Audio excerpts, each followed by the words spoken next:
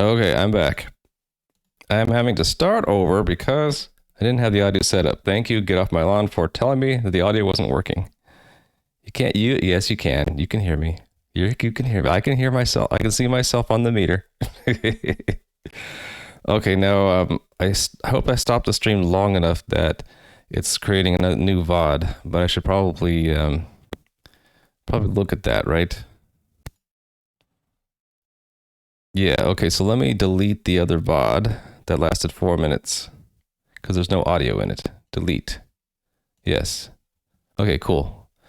All right, now we're just going to pretend that the last 4 minutes didn't happen. Hey there, Spoof. So, where was I at the very beginning? This is the 7th stream of a series to port a data format parsing tool that I wrote in C and C++ to Rust. The way the tool works is you describe a file format using a language I came up with. So it's, in other words, it's like a domain-specific language. It's a language invented just for the specific purpose of doing parsing. And I picked the GIF format because it's not too hard to describe.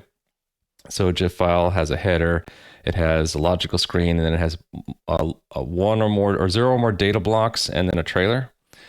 And the tool will compile this program, in a sense, or specification, into a data structure that it uses internally to walk through real GIF files and pull them apart. So describing all their constituent parts, right? So the tool has 3 pieces in order. There's the lexer, which is turning this specification from lines of text into a sequence of tokens. So here's, we just worked on that yesterday. So here's the sequence of tokens, right? An identifier, a left a brace, and another identifier, a semicolon. So that's this part, right?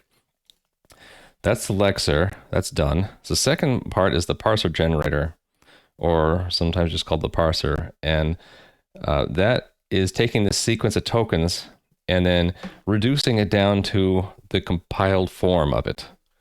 And it uses a series of grammar specifications. So at the very top level, the entire program or specification is called a formats, and that consists of 0 or more format specifications. So that's like this, the whole thing here in GIF is 1, a header is another 1, right? So we use this, I think it's Bacchus-Knorr for something, BNF.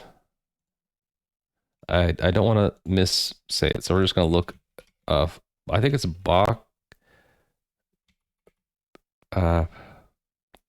just look up BNF. What could be wrong about that? Well, there's too many BNFs probably.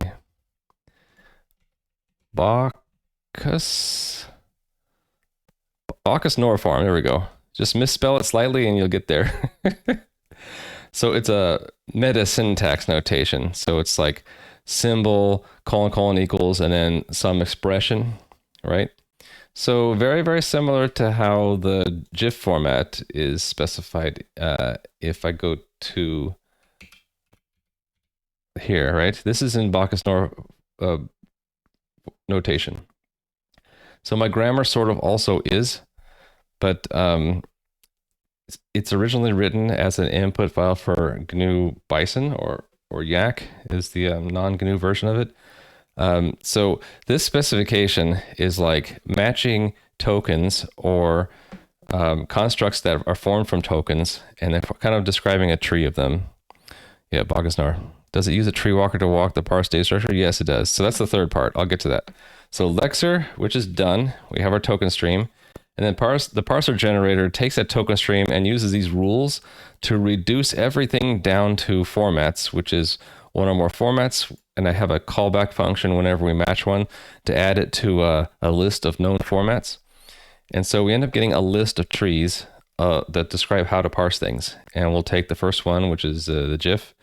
And that's the third part, which is the actual analysis of the input file, where it will try to walk through the data tree, matching every bit of the input file to the according to these rules. So like it'll go into GIF, then it'll go into header, and then it'll say this is a built-in called string, And it's called signature, and it's comprised of 24 bits. So it will parse the first 24 bits of the file as a string and call it the signature. Then it'll parse the next 24 bits as a string and call that the version number. So I think I still have this compiled C form of this. It's under build. Decompose. Yeah, this one. So we feed it, I think it's the format first. So that's stage GIF, and then the data file, which is stage dot the lol.gif file that we have, right? And then I'm going to just do a diagnostic level 2 and less that. How come that didn't work?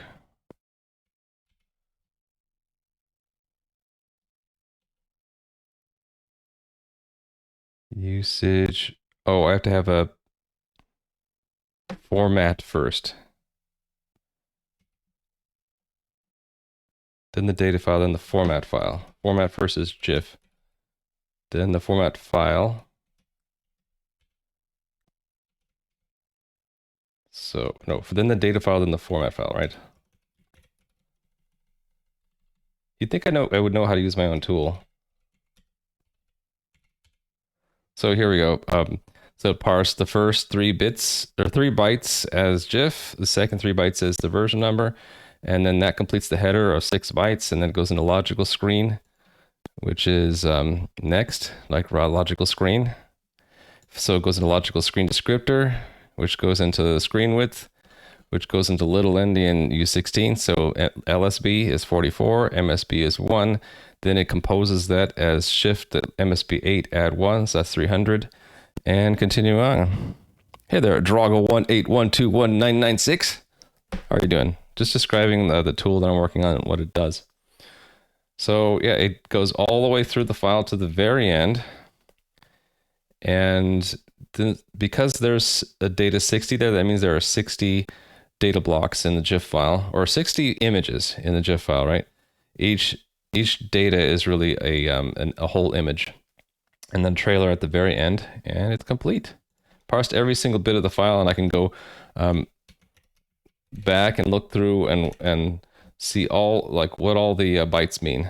So there's lots of things like color tables, and I think what it is we're after the color table, we're skipping. Yeah, see how we're skipping around the actual data blocks? Because the data blocks are compressed with LZW, and that would be a second pass of parsing, right? Extract the compressed data blocks, then decompress them. So I kind of stopped there. I didn't do the second level, but you get the idea. So can I handle things like decompression that needs to decode ping? Yeah, but if to decompress it, you need to extract things from different parts of the file. You'd want to extract them first, then form a string of that, and then decompress it. So that'd be a second stage, right? Is the DSL for handling different image formats? It's for handling any kind of format. So it looks like this, right? You build things up from built-ins. So the built-ins I have right now are string and unsigned integer and bit, and I think that's it. So those are the fundamental things, right? You build things up from that. So like if you need to decode something and add 1, you just do something like this. The encoding is 3 bits, and then add 1 to it and return it. And that's what that means. Here's like aspect ratio. You take the encoding. If it's 0, there's no aspect ratio. Otherwise, add 15 divided by 64. Color table, you have a loop, which means you have 3 vectors, the red, the green, and the blue values for each color in a color table. There's syntax for doing a look ahead, which I'm going to change this because I don't think we want to have that ignore actually there, right?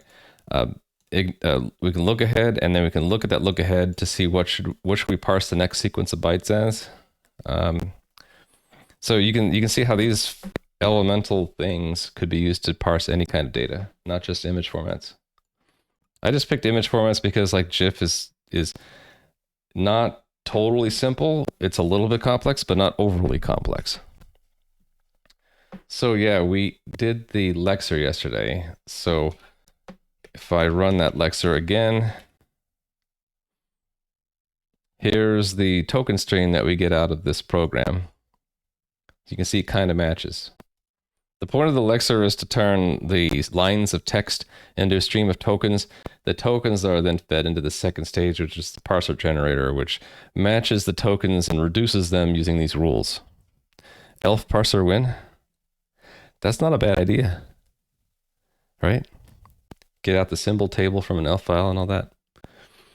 So my thought was, because we use logos for the Lexer, to use lollipop for the parser generator. So I know nothing about it unless you guys know more. We're all in the same boat. So I was going to read about what this actually is and how we would use it. Maybe look at an example. Okay, they have a book, the tutorial. What if we start there? We'll start with their tutorial. Is the text too small? Maybe you should increase it a little bit. Could do that. Looks fine. Okay. I don't like to make the text too small. Yeah, I have already done the crash course on parsers. I have the Dragon book. I was actually thinking about reading it a second time. When I say the Dragon book, everyone knows what that means, right? Compiler, Dragon book. If you want to learn more about compilers, the Dragon book is for you. Is there a revised version of it? This one, right? Oh, it's a second. They have a second edition? I have the first edition, which is like ancient. How do I see what the first edition looks like? How come it's not? Yeah, it's this one, but I wanted to show the picture. Here it is. This one that has the little silly little knight at the computer with the dragon behind it. That book, totally recommend. I guess there's a second edition now. That's cool. Teaches you all the fundamentals of how to build a compiler, especially if the compiler uses this same breakdown of Lexer followed by parser generator. And I wouldn't be surprised if the crash course mentioned it. Do you care about quality of error messages? Secondarily, I think the primary quality is that it functionally will compile. And I can tell that I care more about functionality than error messages quality, because the quality of the error messages in this existing thing is not that great.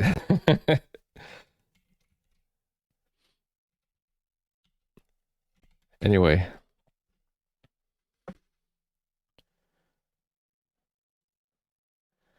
Yes, we all must begin by adding stuff to our cargo toml file, right? See what version lollipop is on. They're on version 0.20, which matches the tutorial. Isn't that good? So let's go ahead and do that. There's an update. I updated the extensions just like 10 minutes ago. Already Rust Analyzer needs to be reloaded? Okay, fine. I wonder if that means Rust itself had an update. Anyway, let's see. Go into our cargo toml 4. Actually, I wanted to break this down into a workspace with many members, so we're going to add another one, right? Parser, I guess.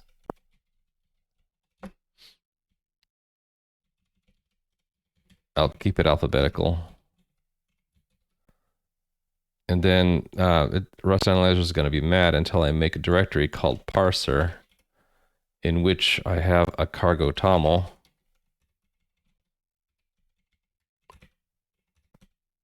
Can't spell with this keyboard.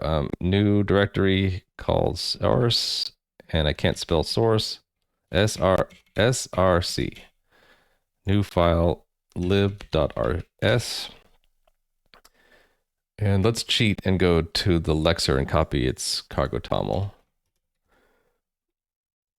and paste, and just rename it.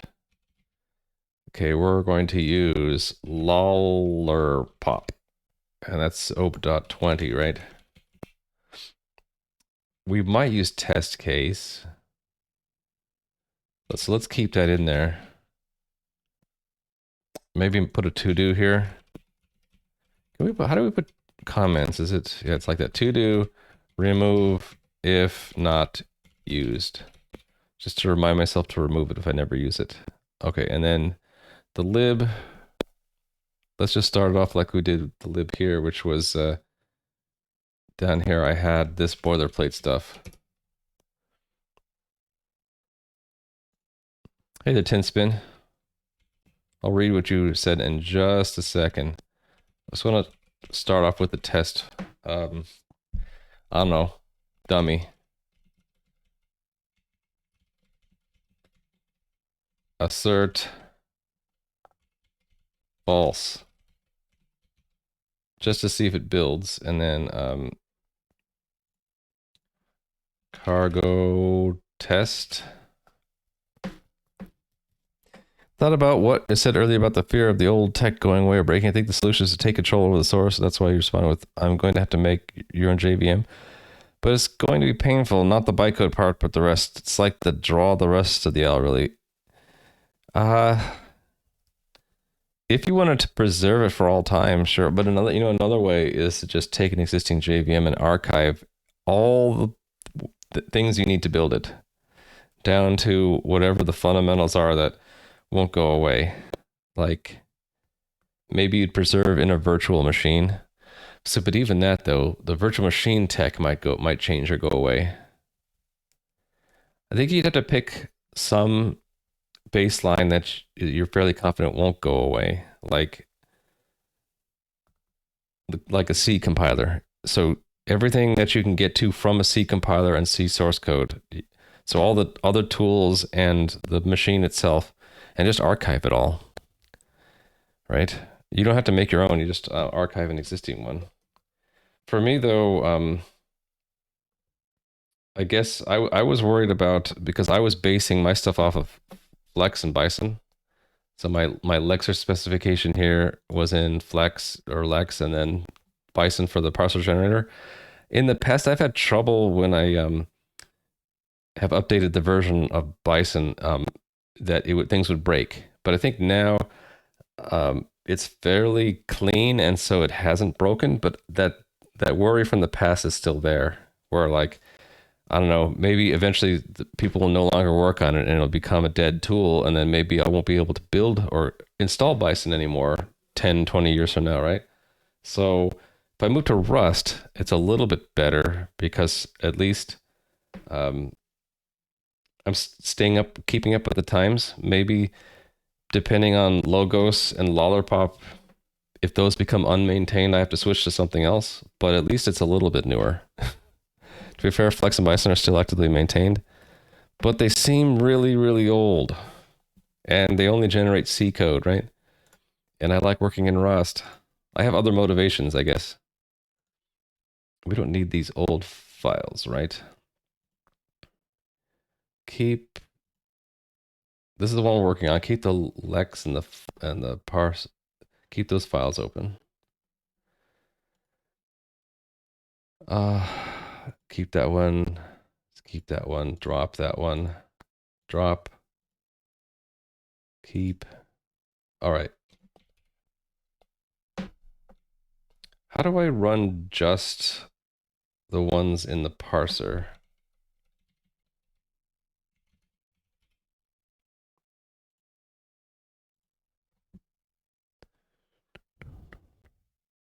Think of all the parser generators that have come and gone.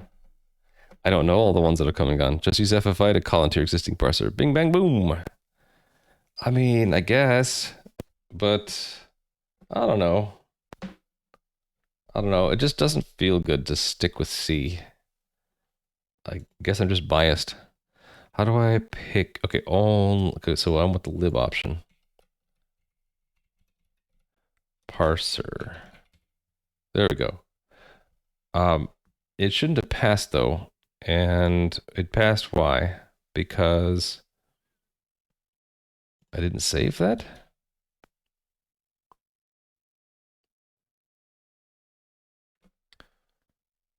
It's a test and configuration tests. Why is it not running it?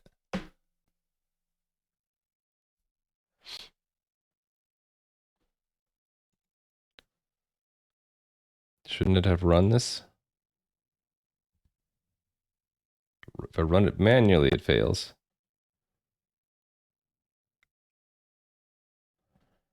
Package, oh, it's package parser, not lib. There we go. Parsers written in C are just vulnerabilities waiting to happen, in your opinion? Because of Flex having vulnerabilities, or Bison? There have been 3 different vulnerabilities found in just the past few weeks, all of them impacting almost every browser out there. So was it the parser generator, or was it the code that the parser generator was inserting? So archiving gives you a false sense of security because you don't understand the source. You don't have to understand the source to archive it, though, or to be secure, I guess. Well, yeah, you don't need to. I wouldn't say you need to understand the source to have security. I just want to have the security of being able to recreate it, even if I don't understand it. Really want to gain control of the understanding. I can appreciate that, though. I think it's more than security, though. It's a sense of understanding that you want, right? Make your own language OS CPU for the JVM seems like an achievable goal. I mean, you could start with a very, very simple machine. It doesn't have to be Java. Hey there, Proton Fig. Am I running Powerline in the shell? I'm running Alien, which maybe uses Powerline. It's Zish Alien. This one. Does this use Powerline? Yes. So I'm using Zish, which I guess includes Powerline. So, yep, guess I am. I picked up Zish and Alien from Mr. Sir. Shout out to CM Griffing. So he got me into using Zish and this theme, and also he made the chat overlay up you see above my head called Stream Parrot. It's asynchronous in that if I were to be in like a Git repository, then after printing the prompt, it goes and launches a background job to do things like looks up the current branch you're in, looks up how many commits behind you are, and it will then add it to the prompt. That's why it prints it on the line above where you're actually typing, so that it can actually fill in the prompt in the background if there are time-consuming tasks like running Git commands. Yeah, Chris is a cool guy. I don't think you're getting old, get off my lawn. It's just creative ideas that have been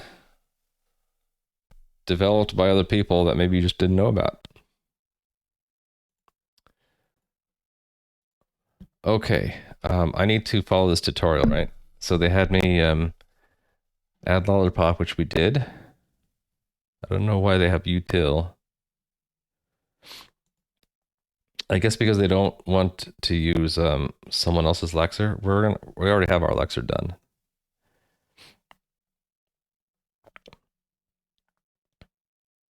Oh wait, we need the util crate because all other parsers require it. Okay, fine. Why is it a build dependency?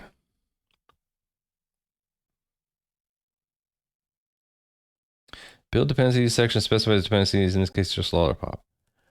I guess it's because it generates Rust code for us. So it's only used during the build time. We're not actually using it at runtime, right? Okay, that's good to know. So that I will change this then to be a build dependency.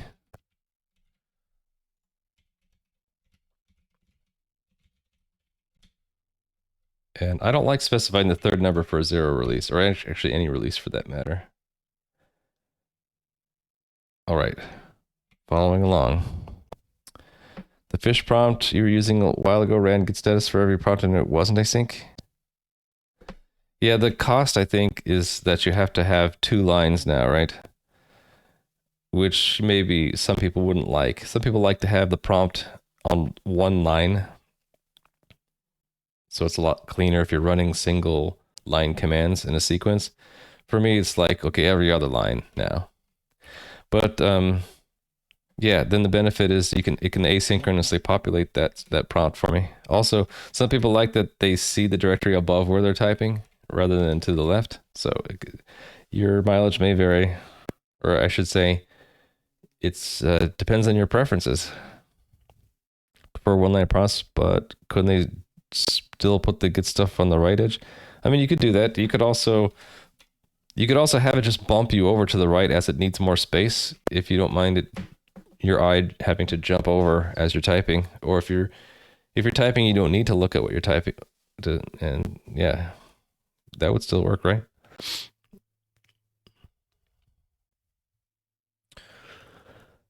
Okay.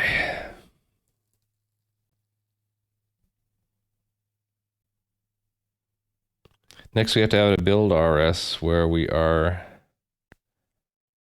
running process root unwrap. Okay, fine. I'm just doing what they say, you know. Also known as writing the boilerplate. So build.rs paste. Okay, now what? Processes your source directory, converting all lollipop files into RS files. It's smart enough to check timestamps and do nothing if the RS file is newer. Okay. Now that we're all set to start making a grammar, we first tackle expressions. Let's start something simple. I'm going to deviate from their example and pull from my own grammar file so that I'm not writing throwaway code. So we're going to add a something.lollipop.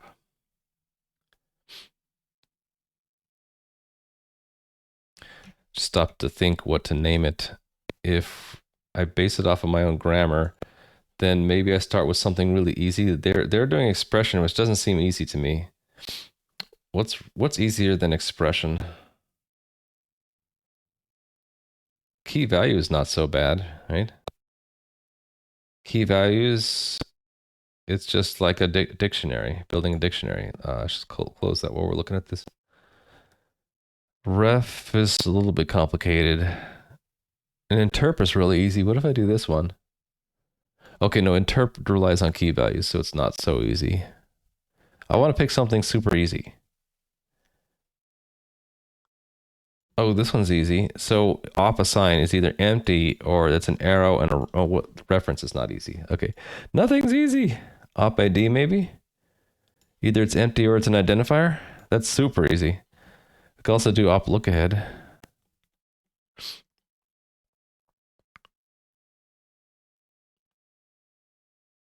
So should I have like a different grammar file for every rule?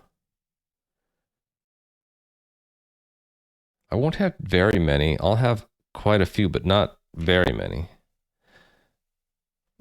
So if I were to start with op ID, right? So they wanted me to put it under the source folder, right? So like op id.lollerpop. And so it looks like, let me just copy what they have and then we'll adapt it to my grammar. Okay. Grammar, I don't know what that means.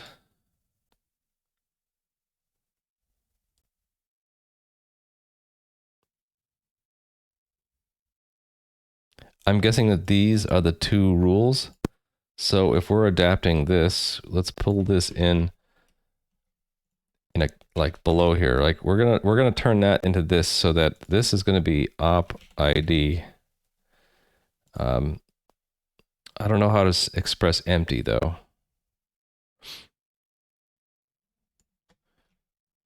I'm gonna cheat and look ahead. How do you specify empty?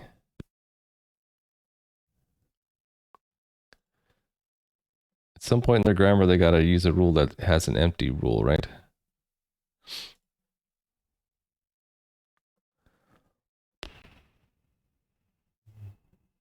Maybe not.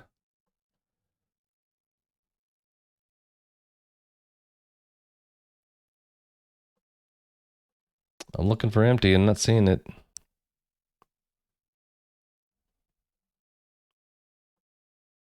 Maybe my eye is skipping over it, and that's why I'm not seeing it.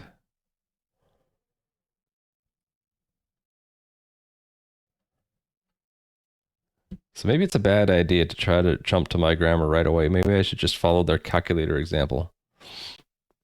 Yeah, it's probably okay. That's probably best, right? Let's follow along and not try to use my own grammar. How do I hide this again? There we go.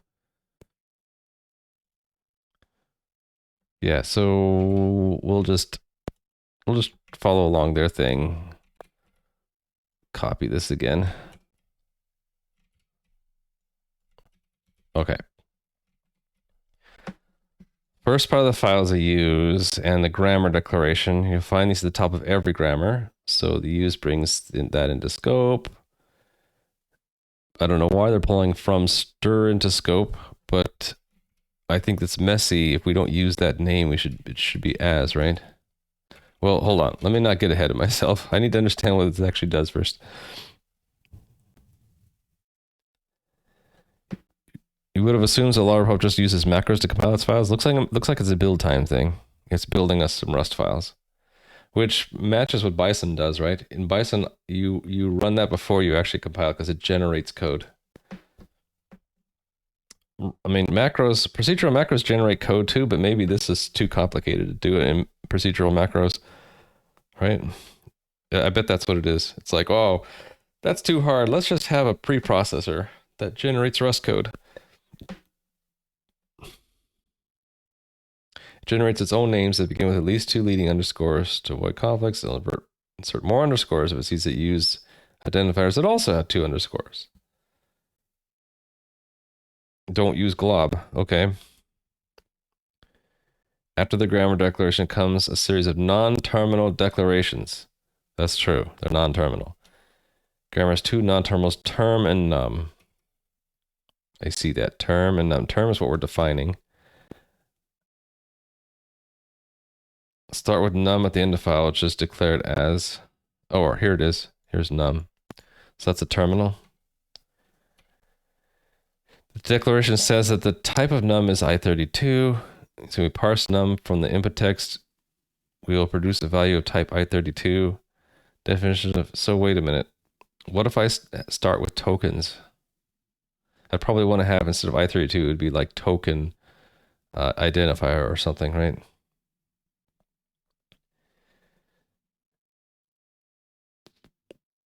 So from the inside out, that's a regex literal. I don't like the way this is going. It's like doing the lexing for me, which I'm not very happy about because we already did that. No, we don't want the cat in here right now. No cat. Cat not welcome right now.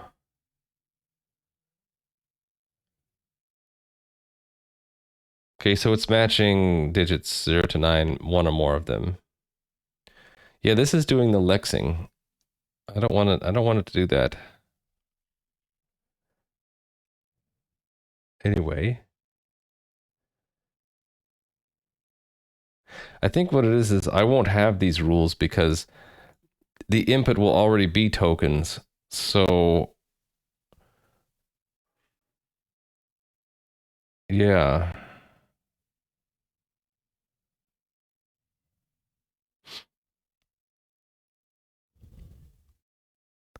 You know that pest uses macros to compile rules and probably doesn't matter that much. There's an example which uses logos to lex and lollipop to parse. Okay, that'll be good. The little cat can wait. Okay, fine, let her in then. But if she bothers me, I'm kicking her back out. The cat, I guess, is hungry, and the food happens to be in here.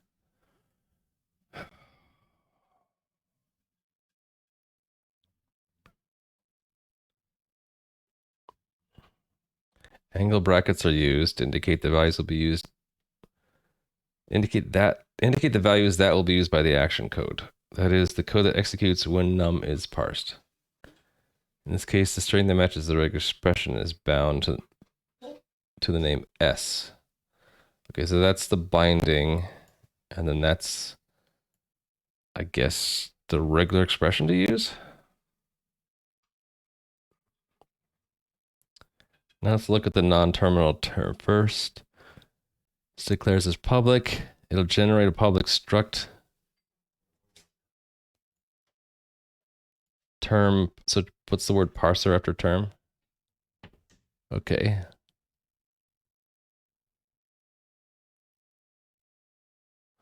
Got it. So these are their alternate definitions are on the different lines, like I thought.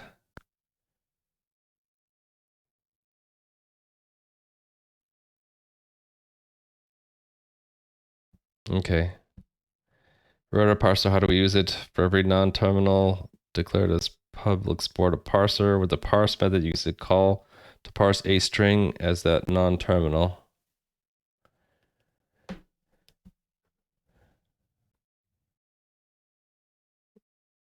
Yeah, so this is not what I want, right? Maybe I should jump and look at the example that uses logos to lex and lollipop to parse. Because, like, this is if you want it to do the lexing for you, which I definitely don't want it to do. I want it to, that's like a mixing of concerns to me.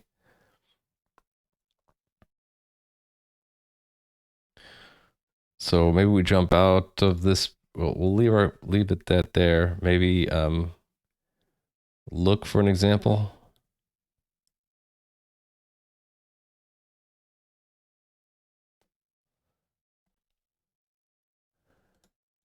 Glance at the quick start guide. This is part of that tutorial, right? Oh no, it's not. No, it is. Oh, writing a custom lexer.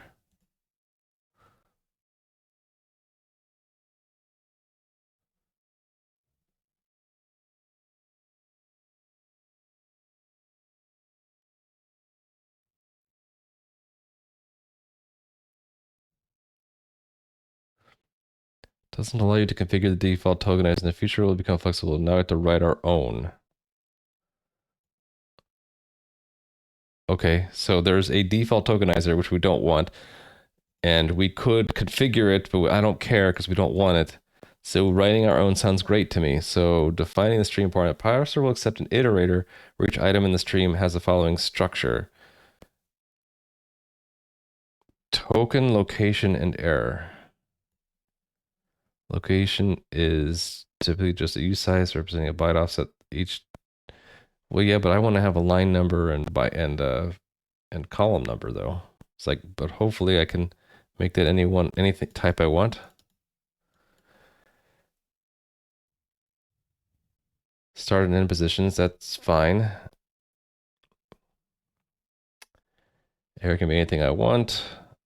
Token is this is the type we already have.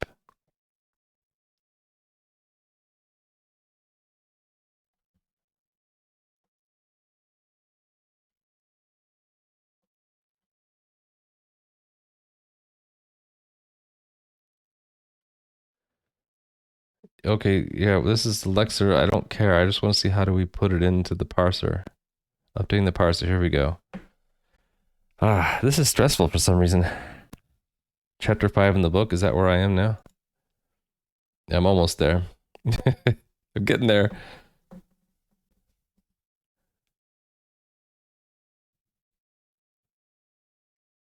Pick a convenient place in the ground prior to choose the bottom and insert an X turn block. Now we tell lollipop about the location and the error types as if we're writing a trait. Type location, type error, and type toke. Kinda sorta redeclaring it. What? Ugh. Why? Kinda sorta. Can I just like delete these words? I don't add anything. We expose the toke type by redeclaring it. Now we have to declare each of our terminals. We pick the name the parser will see and write a pattern of the form name variant, similar to how action code works in grammar files. Okay. The name can be identifier or a string literal. Here's the whole thing.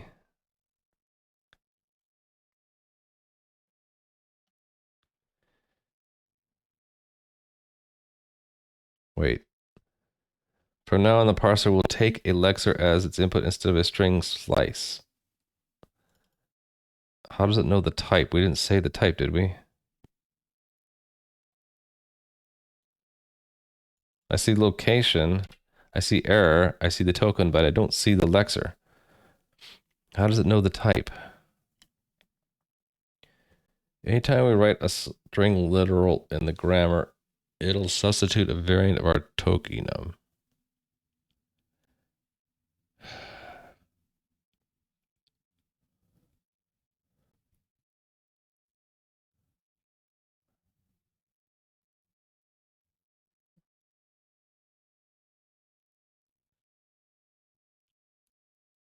This is just how to deal with the namespaces, right? What was the last bullet there that we love? Make this tutorial better? Oh. How about we start by removing silly language like kinda, sorta. Where was it? I don't remember where it was.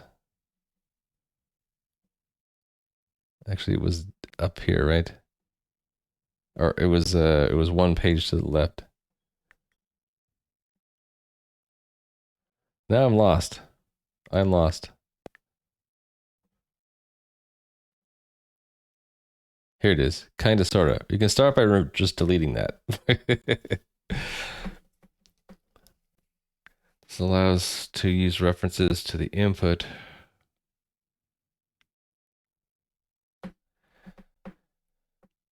I'm having a tough time reading this. It's like written in a strange way. When using a custom lexer, you might want tokens to hold references to the original input. Well, yeah, that doesn't tell me anything.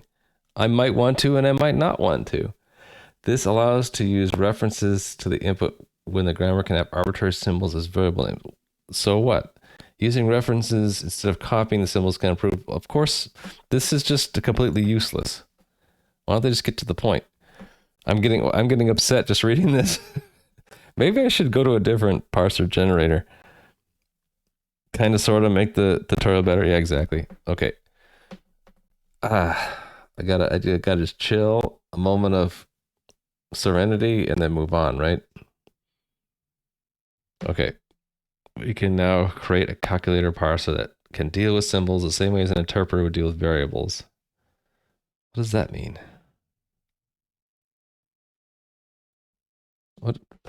What does that mean? Could deal with symbols the same way an interpreter would deal with variables. It doesn't tell me anything. Like, what do they mean interpreter? And what do they mean by variable? And what do they mean by deal? First, we need the corresponding abstract syntax tree. Good thing I know what that means. They probably never defined what it means. And I just had to know. Abstract syntax tree.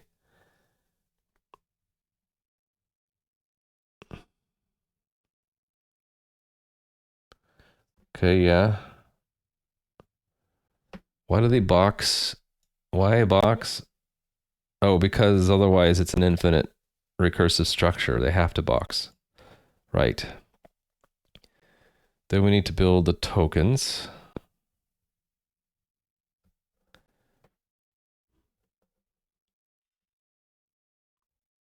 Yeah, so we have something like that already. Notice the...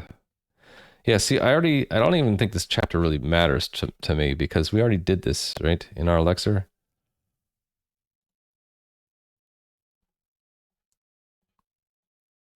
Not there, but here.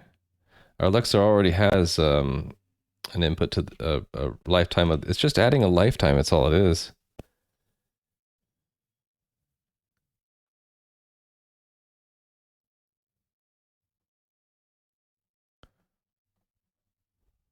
Lexer goes from string input to series of tokens. Yeah, exactly. So that's what I did yesterday. So here is the input right here, right? Lines of text. And here's the output tokens. Of course, they're turned into strings, but internally, each one of these is a single value, right? So identifier of GIF, left brace, identifier header, semi. That's these first two lines, right? So we remove all the white space, and we collect together all the characters that go with one thing, like one identifier or one reserved word. The reserved words, like local, are just a single token, and the identifiers are also single token, but they have data attached to them, which is the name part. And then symbols are single tokens. And like if two symbols go together, then there's also a single token. That'll be like in somewhere in here that's called arrow, I think. Right here, arrow. So that's right, Dota.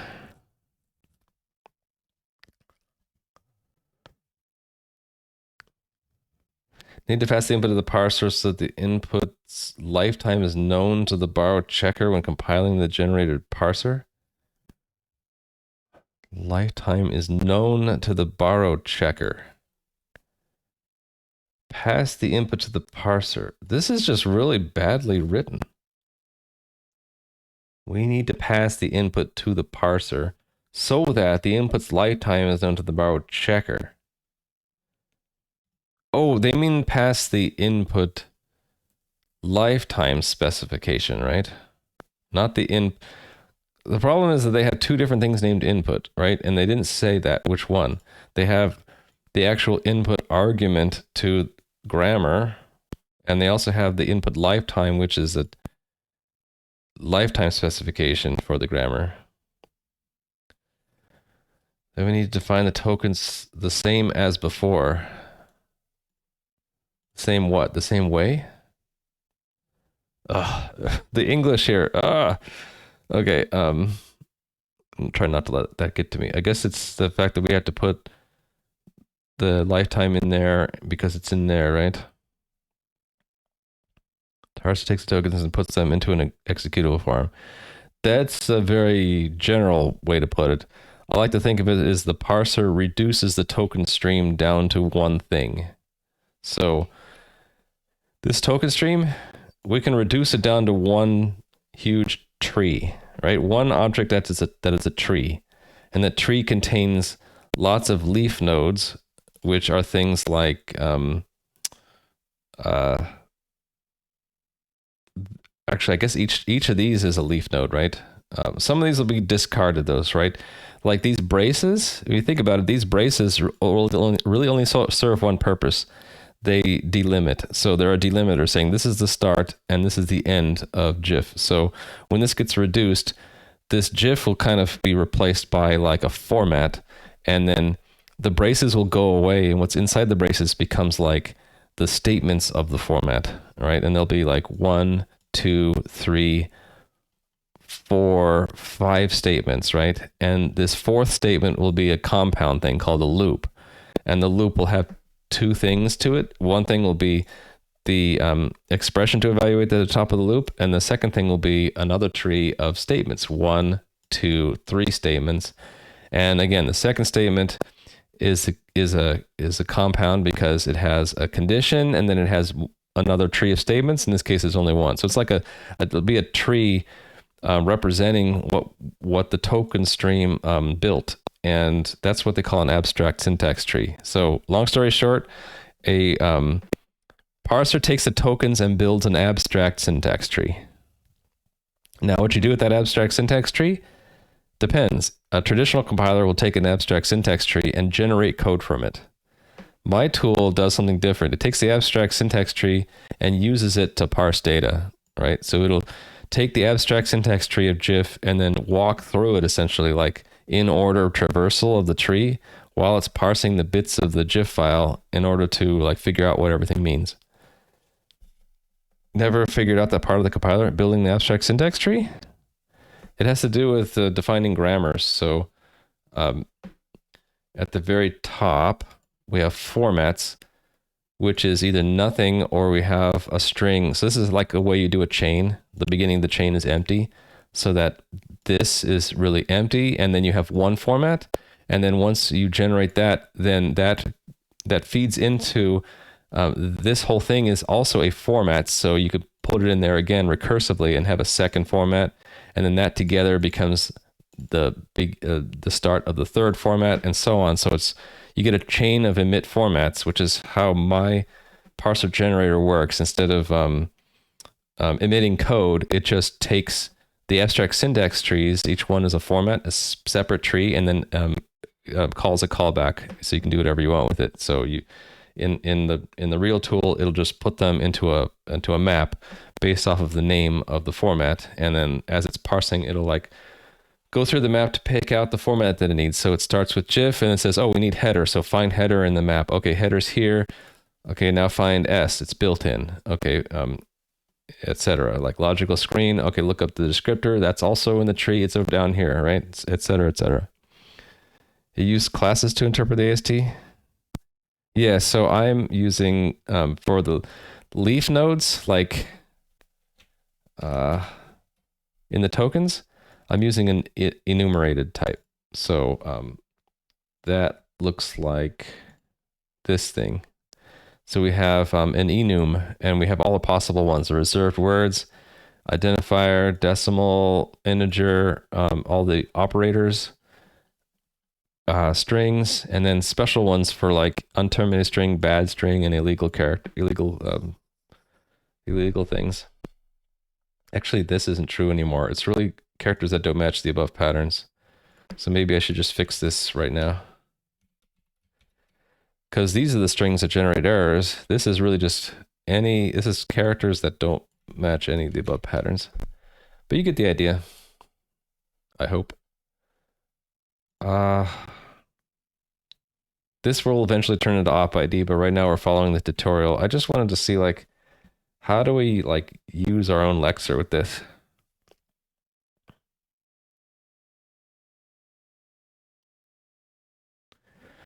I'm guessing it's because when we define the grammar, how did we tell it? I don't understand here. Oh, when we define this in extern, I guess. Oh, I see. We're matching like little string identifiers to actually what it means, what the corresponding constructor would be. I see. Okay. Hey there, Sarian. How are you doing? Next section. You wrote tests around yours. From what you could tell, programming languages have stupidly good testing culture.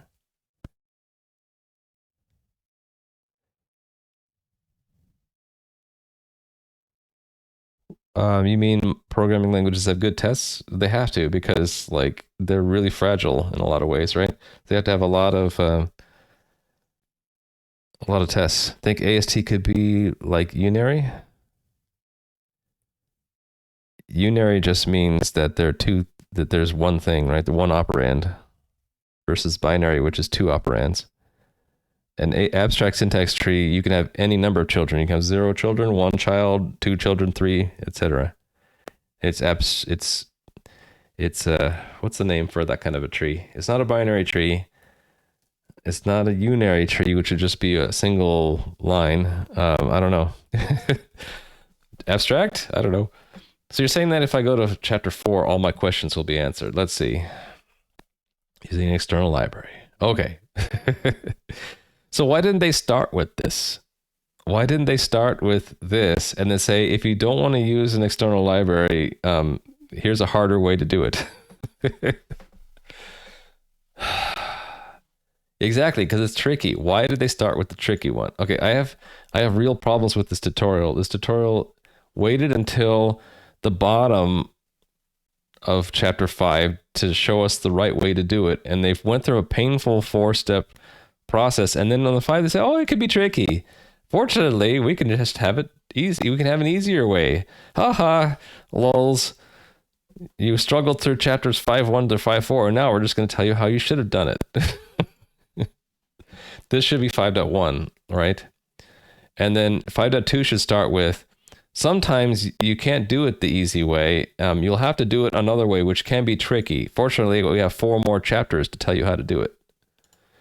So yeah, okay. So I should have started here, like you guys said. Spoof set 5.5 and get off my lawn set 5.5, and you're both correct. I should have just jumped over here. The Lexer's weird, uses recursion to build up the ASTs. The Lexer, you mean the Lexer, the one that you have? Does it use recursion as an alternative to regular expressions? Because I think that's why ours and Logos in general doesn't need regular expressions, because, or doesn't need recursion, because we use regular expressions. So it has sort of that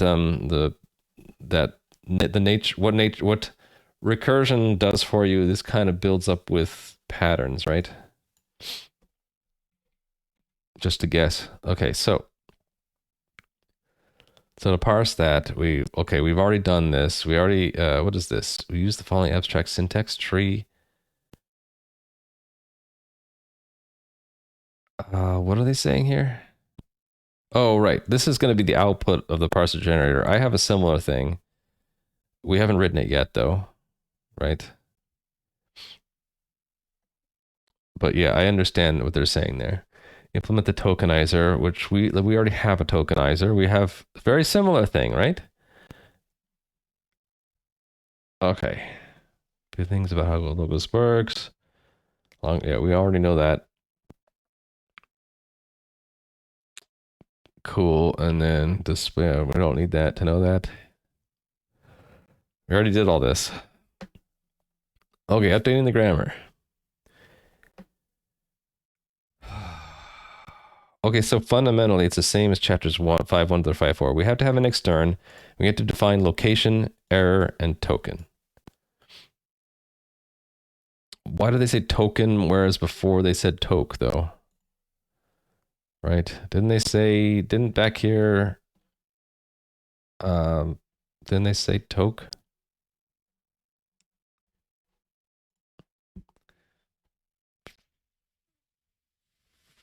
I forgot where I was. Maybe it wasn't 5.1 through 5.4 I didn't like. Maybe it was just 5.4. Yeah.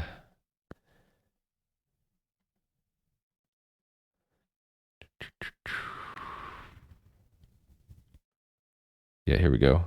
Yeah, they said they named it something different, so it doesn't really matter what I name there. Okay, well, why didn't they say that? I hate this tutorial already. I don't like it. It's like they're putting what you need to have last and forcing you to get there. The book source code is in GitHub crafting interpreters. Okay. Like I said, my favorite book is the I should have left it up. History. This one. The Dragon Book. Compilers, principles, techniques, and tools. That's not a very good picture of it, but we'll let that slide. Because I learned this back in like the 90s. Okay, where was I? I was looking at this. Okay. Crafting Interpreters is a fun book. Well, you just read an intro book like I did, the compilers, and it's not that hard. Still sour your school didn't have a compilers course? Yeah, it was one of my favorite classes. You actually get to like peek into like what you've been learning with like the C or whatever, how it actually works under the hood. Oh man, it's been a stressful morning.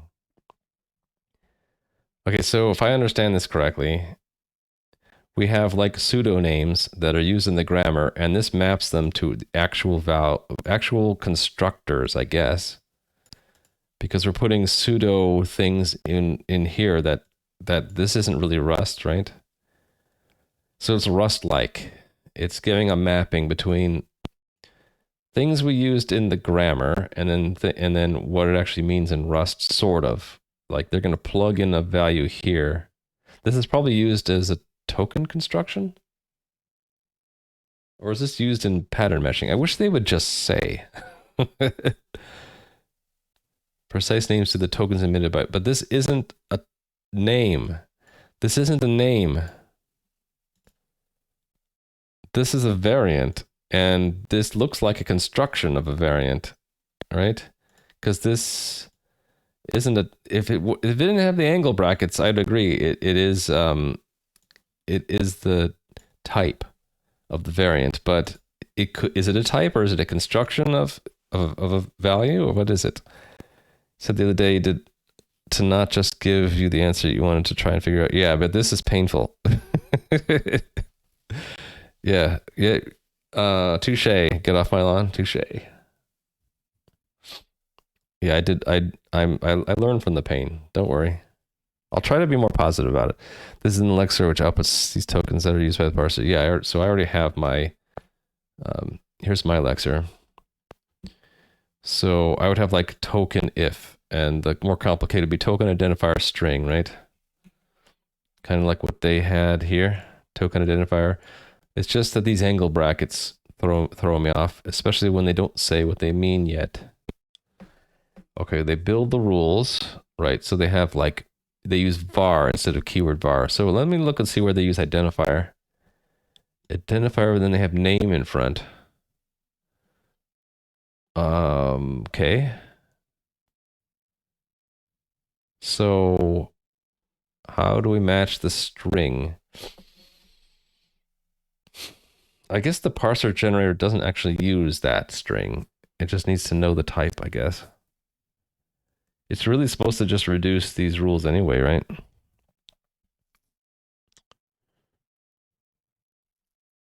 Okay. All right. All right. I still would like to know how to do an empty rule. Precedence. Huh. Associativity. Okay, that's good to know. The identifier would be hello world and var hello world. Yeah, but the grammar doesn't care, right? The grammar shouldn't actually care what the content of that string is, but maybe so I guess I'm wondering why we need to say the type there. I guess it's so that they generate code that has the correct type name, because the grammar doesn't care what the value of the string is. That would be in whatever the callback is. We would use that, right? Maybe.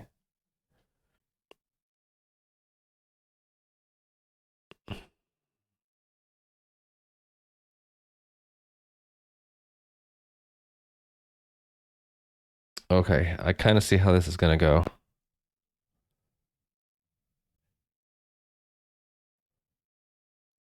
Yeah. Yeah, well, the way it recalls the string is this identifier is the variant of an enum. So it's going to be a value, and its type is the token enum. Variant of that would be token identifier, and then the value will carry with it that string. It's the associated value, the data attachment to the value. I don't know what words to use to describe it. It's like whenever you have an identifier, you're going to have a string, right? Kind of tagging along with it. Now the parser doesn't care what that string is, but maybe we needed to tell it the type for it to, when it generates the Rust code, it needs probably in some of the code it generates, it has to have the correct type there. I don't know why, but maybe it just does, right? You can see we never use that string. That's another hint, is that the fact that it's a string doesn't matter down here in the grammar.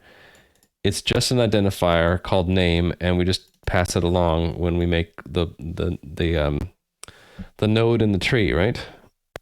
If I change it from a string to integer, it doesn't change the grammar at all.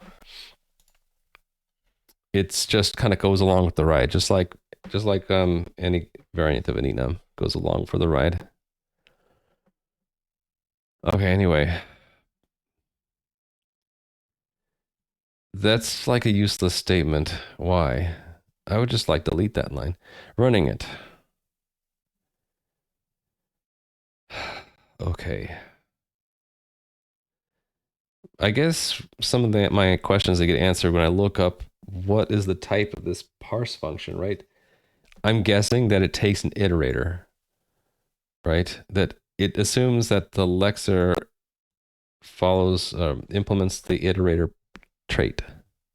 Because otherwise I don't see, like, what would it know about the lexer, right? Yeah, probably. Think it's using the string in the interpreter. Yeah, it's whatever you're going to use with the abstract syntax tree.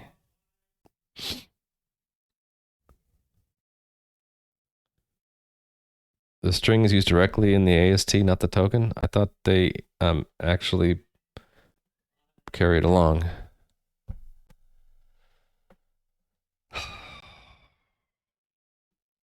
Stressed. I'm stressed. Take a deep breath.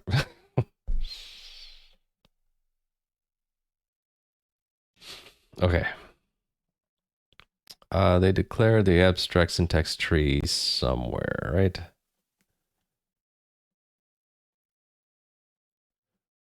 Here it is. Oh, that's interesting. So they stripped it out of the token then.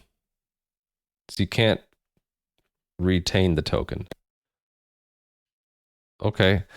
So is that just by design that they strip away the token part and they just give you the associated data?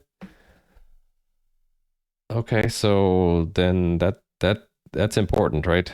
When I look at their grammar, this is the token that happens to be an identifier, and this is stripping out that string and putting it into the variable. So if I wanted to keep the token, I wouldn't be able to. We'll lose some type info. Well, actually, this is losing type info. It's losing the fact that it was an identifier, right? Now it's just a string. This doesn't retain knowledge that the name came from an identifier, right? And it's just a string. So this is actually stripping stuff out, whereas I would have preferred it to just keep the token and let me take the name out if I wanted to, but otherwise I could keep the fact that it was an identifier. Compiler doesn't know what the token inside a variable is always well, why not? Compiler could know. Strings, token expressions on lexer, parser, interpreter.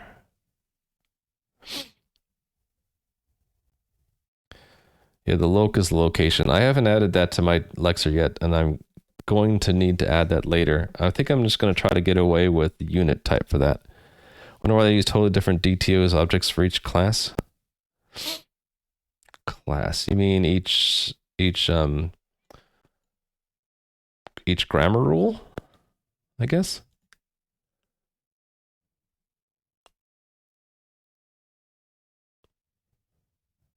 By DTO, do you mean their abstract syntax tree? Where was that? Here, right? Where is it? I keep losing my place. Here. They have statement, expression, operator. I guess I didn't know what you mean by class. Parser example takes in tokens and outputs expressions. Yeah, expression, right?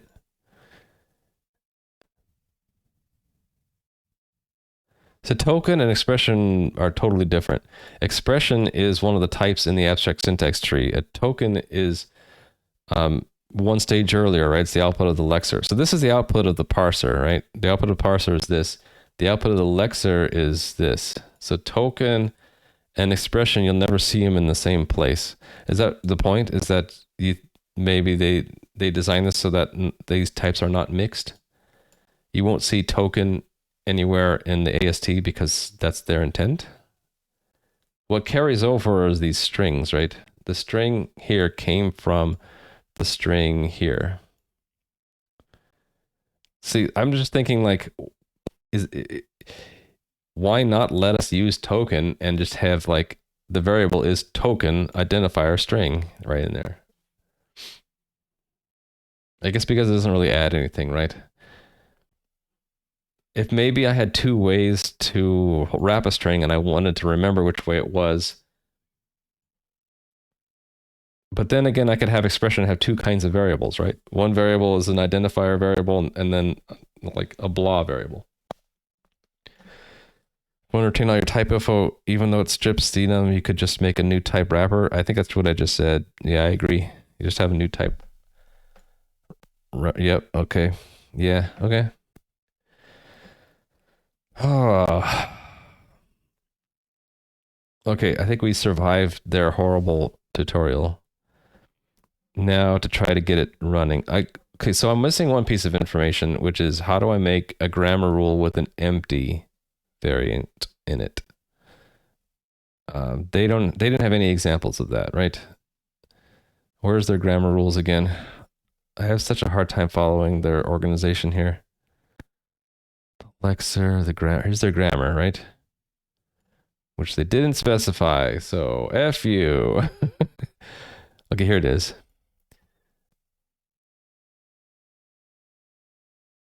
Yeah, they don't have any empty rules, so I don't know how to make one. I suppose we just look at their reference. Or is this gonna work at all? Because all this stuff is done in build, they probably don't have anything, right?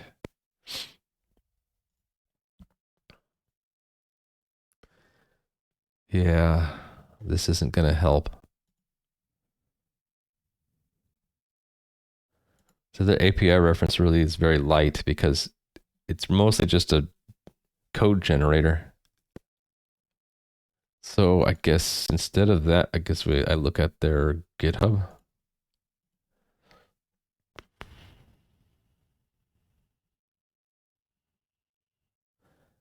How about we look at their advanced setup?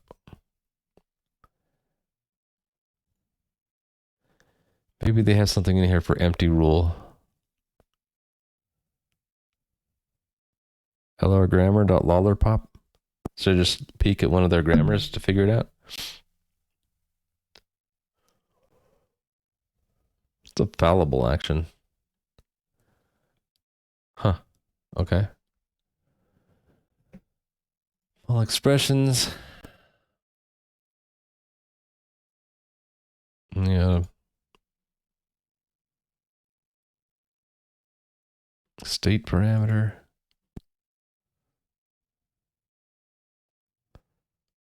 I don't need to know this. Okay, we'll look at what spoof linked.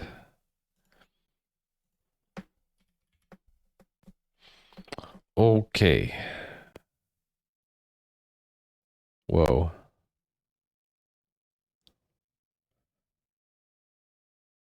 What is all this?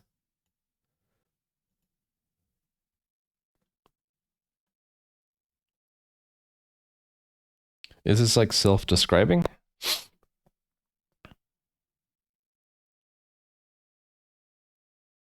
Ah, that's how you do it. That's how we do empty. There we go. We use unit. Like I probably could have guessed. Hey there, Mr. Balrog. You asked your chiropractor what kind of music he listens to. He said, mostly hip hop. We had to use a different word there, Mr. Balrog. I call that a class 2 pun. All right? Close. Close enough to laugh at. Hey there, Ramey. James Bond is working on DataDisintegrator. Yes, I am. But I'm a little bit stressed. I had a bunch of cat back in the background drama and distraction. And I just went through a horrible experience with this tutorial, which is awful. It makes me want to write an alternative tutorial once I understand how this Lollerpop works, and say, hey, the author's tutorial sucks. Read mine instead. It's much better. I'll get over it. Okay, so that's how we do an empty rule. So let's see if I can do this. In our ID, we have op ID, and what is that again? it's what we generate for the abstract syntax tree. So what do we generate for the abstract syntax tree of an op ID? I should really just find op ID again, right? Not op ID list, op ID. Here we go. So it's an optional identifier. It's what it is, right? Here's the original rule, optional identifier. It actually says that in the comment. See, I have awesome comments. Optional identifier, so that should be option identifier, right? No, don't.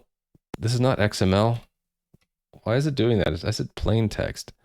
Anyway, so it would be the first rule is unit goes to none, right? And then the other one is that it's an identifier, so that's I guess we're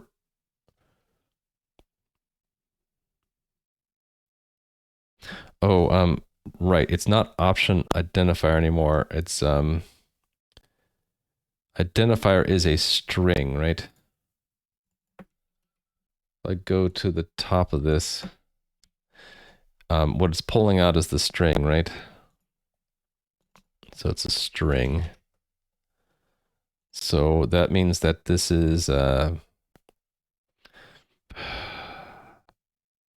S identifier S. And we're done, right? What is this rule there for? I forget. That was the Lexer thing, right? We don't need that. I kind of want to keep around the original. How do I do it? Can I do a comment? I kind of want to keep it around. How do I do that?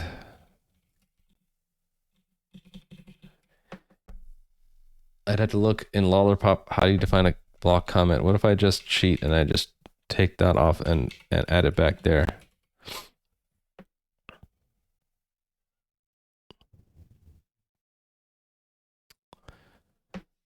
We figured out the initial problems, maybe. Yeah, the grammar's taking in strings, now putting tokens.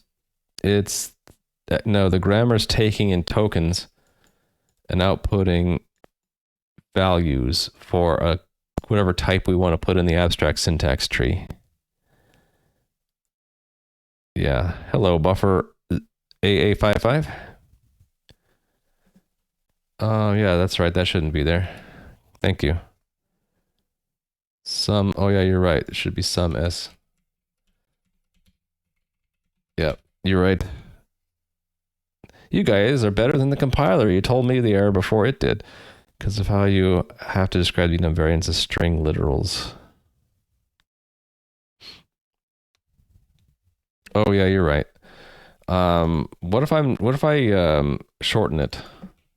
ID. And then yeah, you're right. What you said was right. So I'd had to have a what did they call it? Extern or some jazz like that. Find where it is. Extern. I'll just copy some of this stuff. Extern, right? And we have ID, and that's identifier. And they had this weird thing where you put it in angle brackets, right? And this has to match my token type, right? So it's identifier and string, but it has to be in angle brackets for some reason. I wonder what plugin that's automatically thinking that it should be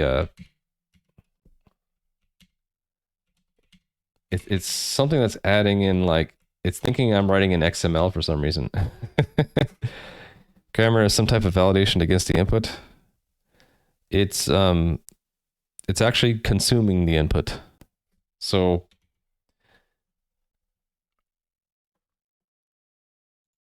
this is the original input, right?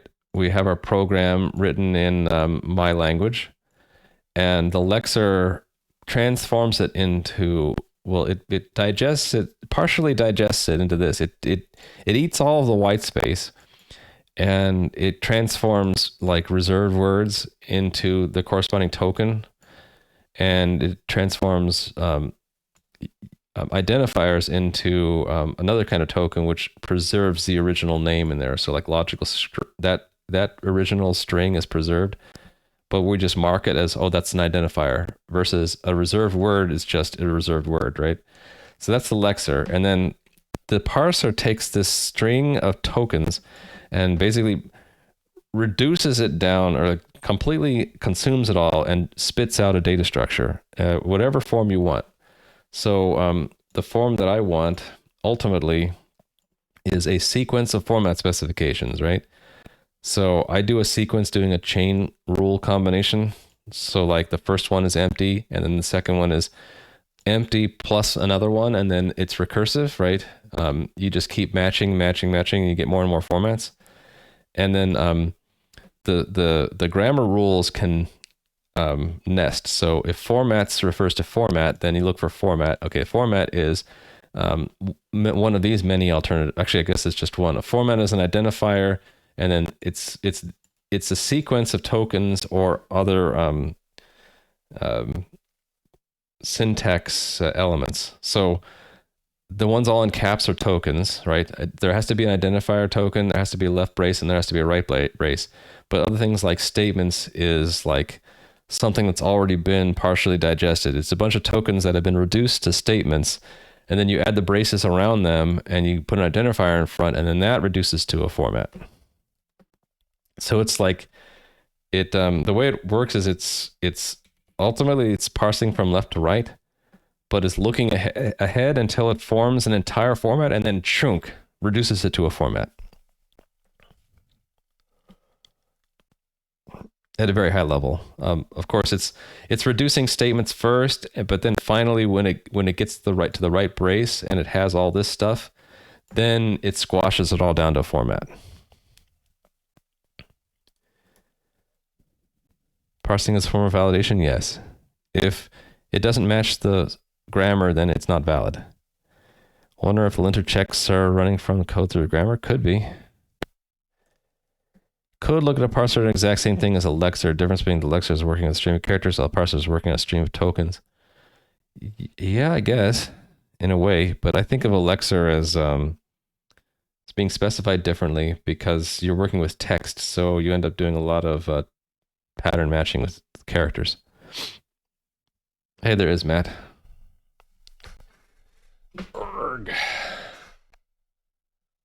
Okay, I'm just gonna do one syntactic thing at a time, and we'll be very precisely testing the grammar at a very low level. So I'm gonna build the grammar up from pieces. Our first grammar is gonna be the optional ID, which is very simple. It's either a none or some string if we have an ID. So a token has an ID, right?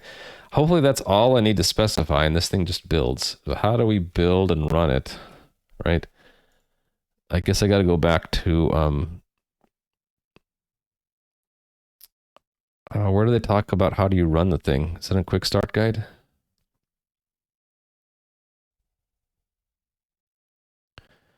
Does it just build it? Build it and they will come? Let's see. Cargo build. What do we get?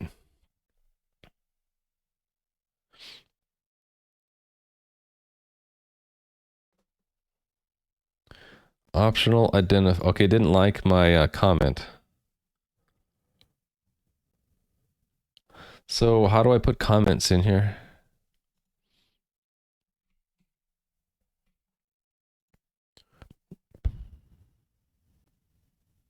Oh, we were looking at their grammar. Do they have anything called a comment?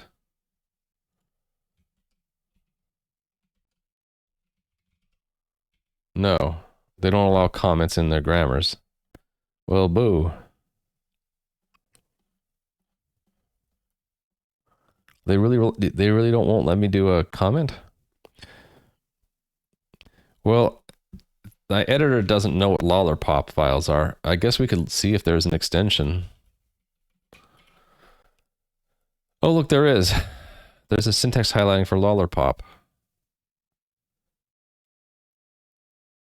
What's this mean? Okay. Should we try it? Sure, I'm in a virtual machine. What's the worst thing that could happen? My virtual machine gets hacked? Okay, cool. So, hey, look, it actually does think it's a comment, but it just doesn't like it. Is that because it's, let me test this theory that it'll allow a single line comment. It just doesn't like no, it doesn't like it at all.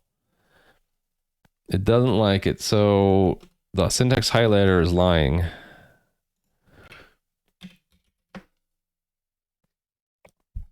Boo. It is nice that we can highlight. So we can't do this at all. Oh well. Cry big crocodile tears. Okay, now where am I going to see the generated code? Probably under close everything. Under build somewhere. Build.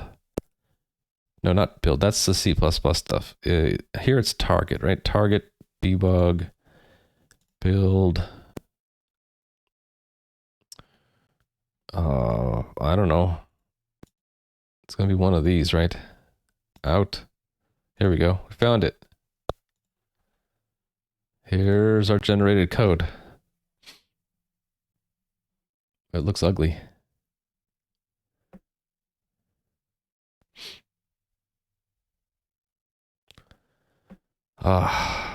It's unreadable.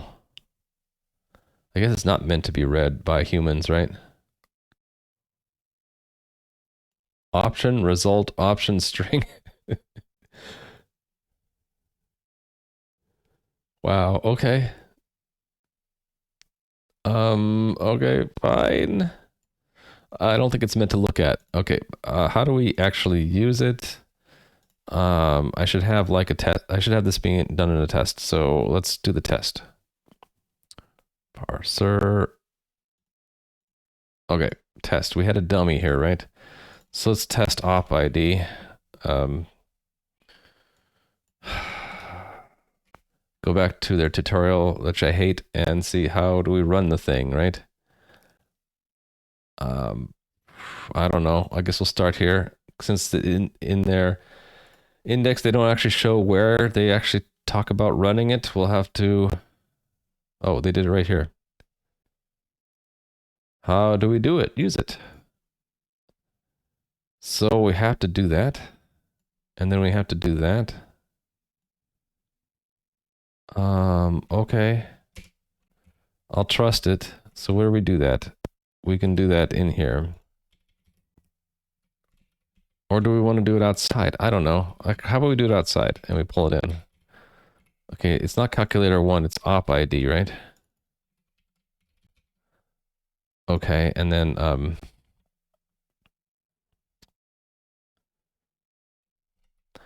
I'm just gonna copy paste because my tolerance is low. So it's op ID, right?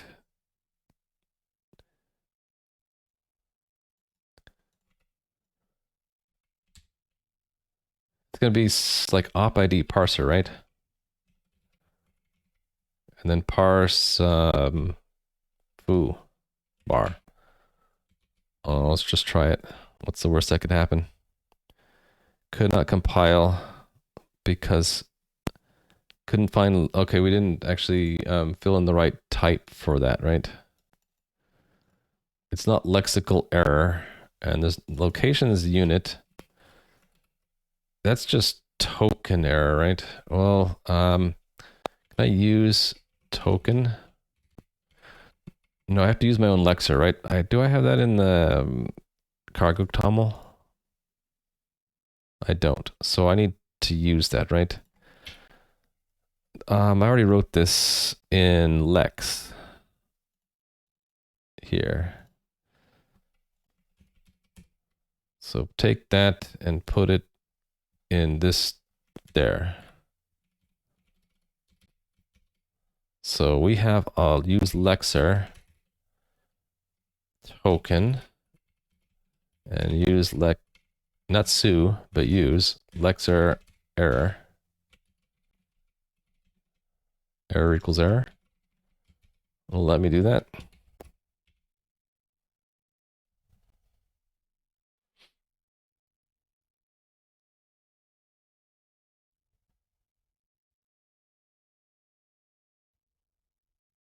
What?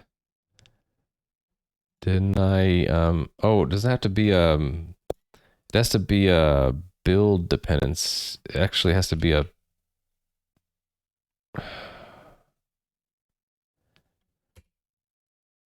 has to be a dependency, right?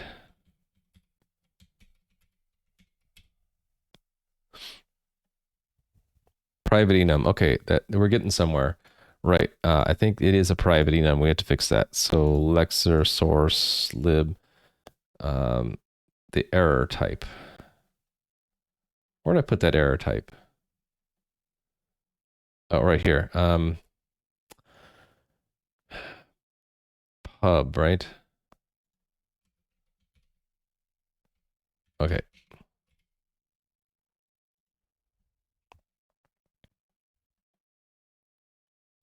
Okay, it has to the token has to be clonable. It is not clonable. Why do they want to clone my tokens? We're gonna have the token clone wars. I wonder why they need to be able to clone my tokens. Oh, look, it built. Cargo test. I forget how this works. Package? There we go. It couldn't build it because it's not an iterator. Oh, right, because I need to give it I need to actually do my own lexer first on that, right? Or no, I can just give it a false lexer. I should give it a false lexer. So where am I? I'm here. I should just need to do use lexer token, right? I think, can I just give it an array of slice of token identifier foobar to string? Run that. Okay, what's required? To triple is not implemented for token. Oh, okay. So I need to give it 3 things. Right, because it wants to know the location and the error, right? How come there are 2 units in there? I know one's the location. What's the third thing? Okay, let me read chat, see what you guys have been telling me. Single line comments work with // Can you do control / yeah, it didn't work. Block comments aren't supported. Looks like C++ standard lib source with all the underscores. Is it testing up until the grammar?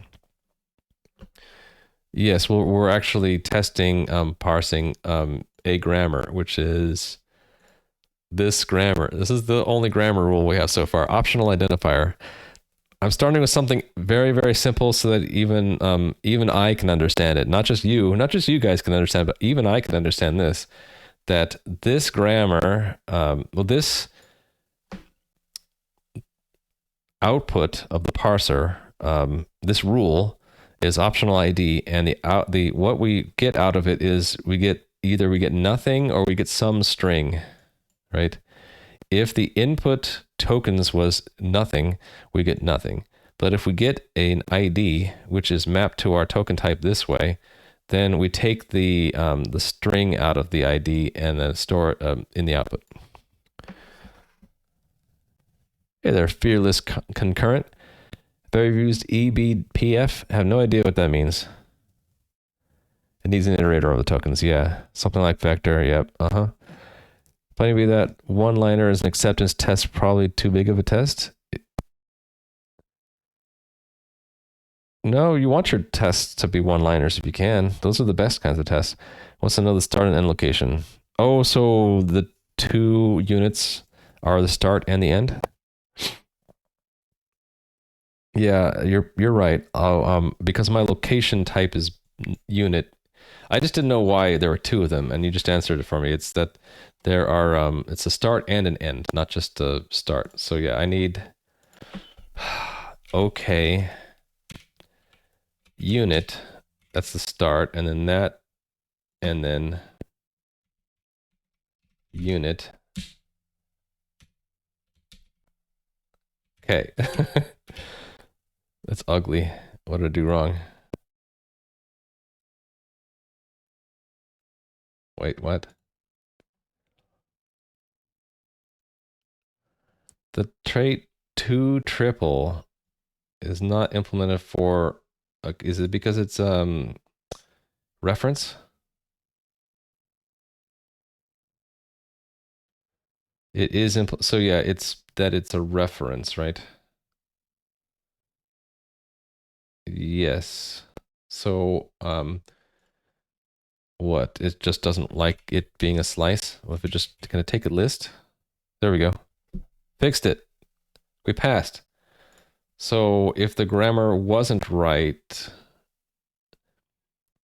how do I break this? Like, actually, it's that we should look and see what we get out of the parser, right? So it should be assert equal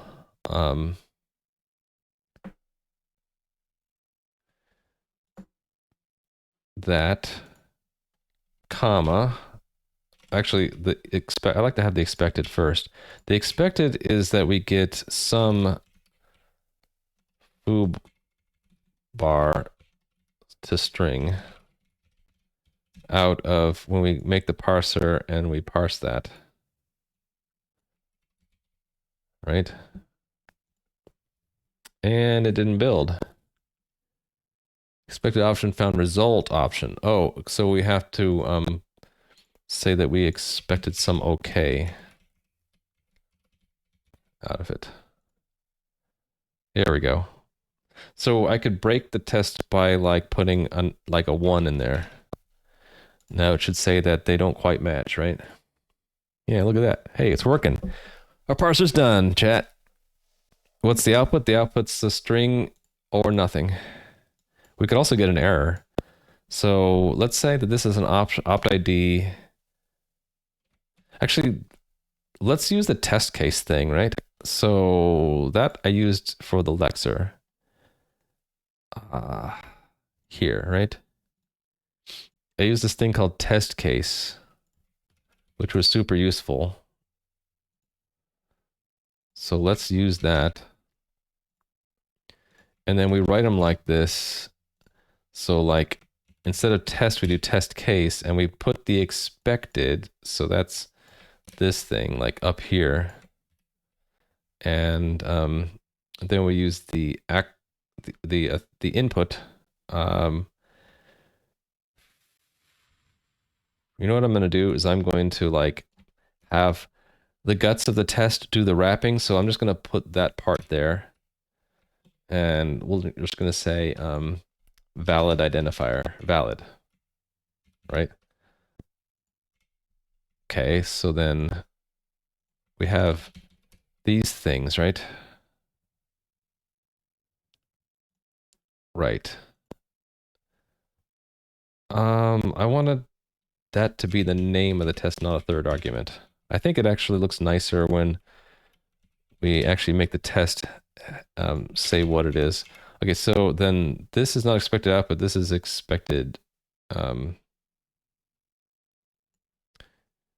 It's the other way around. Okay, so I'll swap them. Okay, how am I doing on time? I got like 20 minutes. Then I gotta go to work. Time for VM, parser done. Yeah, zombies, 0, 1, many, boundaries, interface, definition, exceptional case, simple scenarios. Never realized, but the parts of that acronym I never remember are kind of sus. I never heard of this acronym, zombies. 0, 1, many, boundaries, interface, definition, exceptional case, simple scenarios. Where's that from? I'm kind of curious. It's tempting you to chat sing the Star Wars song? Okay. We did it. It's for extra thorough testing. I don't stick to it very often. I need to try to remember that. 0, 1, many, boundaries, interface. Okay. Looks good to me. Although, as the I and the E sort of, the E and the S sort of seem contrived. Simple scenarios?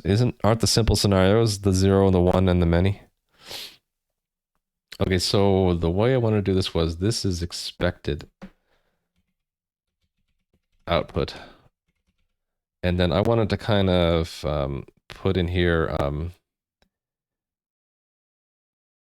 this is the input. And actually, what I kind of wanted to do is have the possibility of multiples. So let's make this a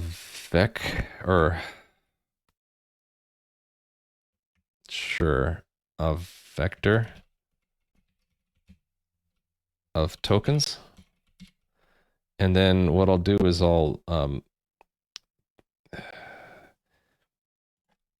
let's break it down here. So let input equal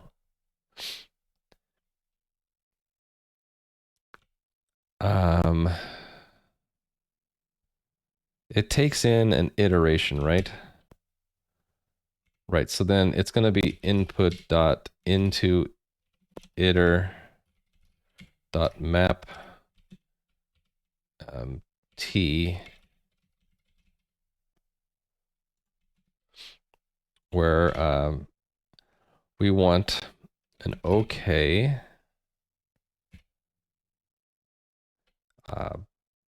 tuple. And the tuple, I'm just breaking this down for my own sanity, equals something, right? And that's so it's begin, token, end. Work is pinging me. Why are they pinging me?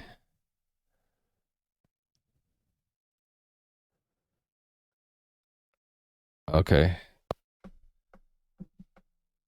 It's just Slack, and it's not pinging me directly. So let begin equal that, and let end equal that. Then it's just, and this needs to be collected, right?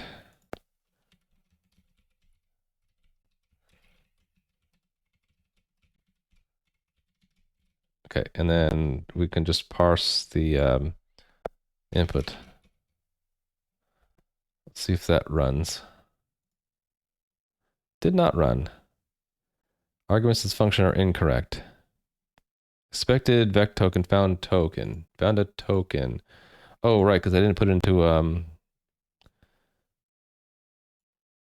vec. There we go. Couldn't compile. Expected a vec token found a result option. Oh, right. That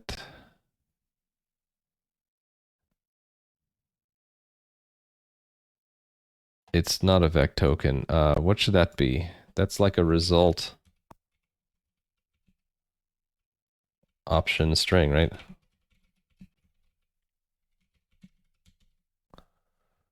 Okay. 2 arguments. What's the E gonna be?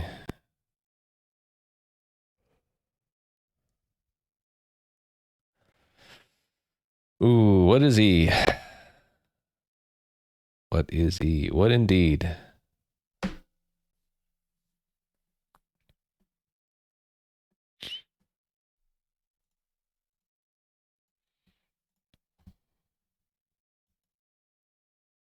What's the problem there? Couldn't find op ID parser in op ID? Is that just because of this? Okay, so is it just error? It's just hijacking my error type? Yeah, I guess that was it. No, it still doesn't build.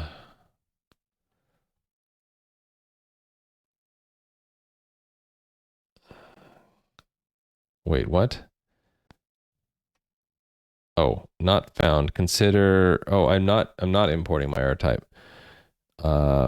Yeah, use Elixir error. Try again. Okay, I didn't think I changed this. So it couldn't find op ID parser and op ID. Consider importing instructors public re-export.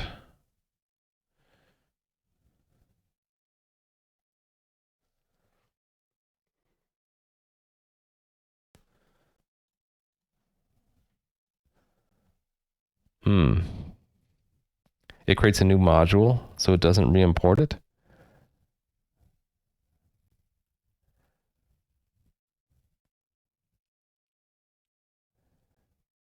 Wait, did my bot recognize Lollipop without? Oh, that's bad. Let me fix that. So that's add a rename com Lollipop to Lollipop. Do I not have a rename com? I forget. We'll just add a new com.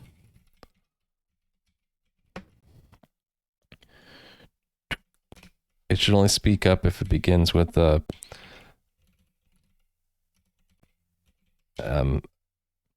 bang, right?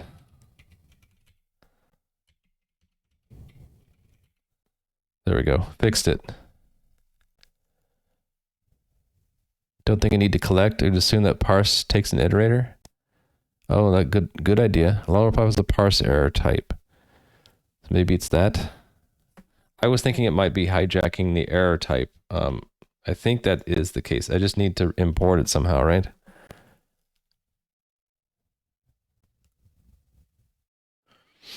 So, yeah, it wants me to do that, I guess, here. Let's just do it. Let's just do what it suggests.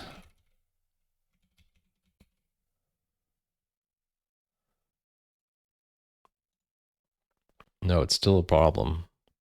Or there is a problem.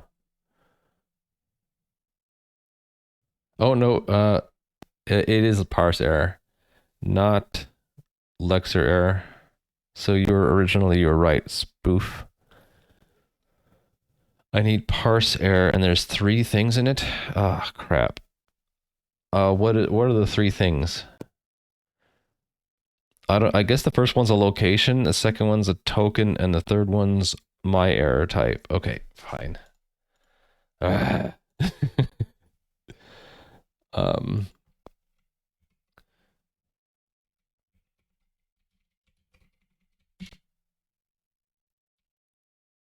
Wait, what?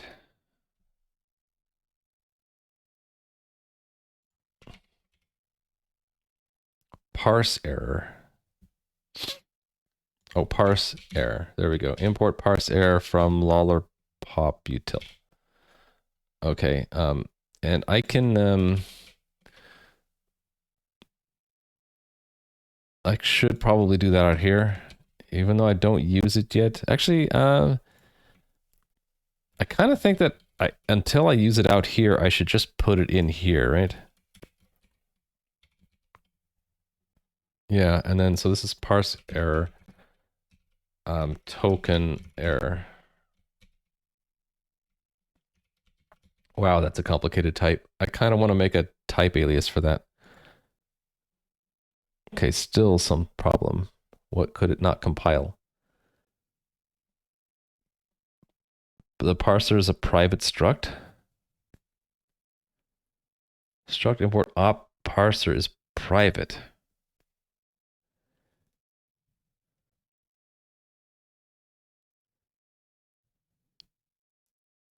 Wait, what is it saying?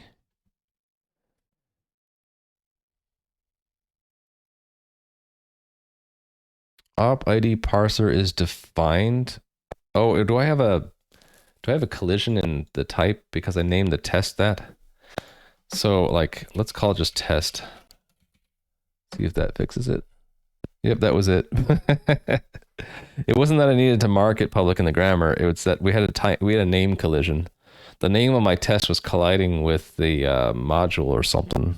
Yeah. I feel like the test case statements are more complicated than they need to be, although not convinced to be better. It's just that I'm setting myself up for I want to do something more complicated. Can I make that multi-line?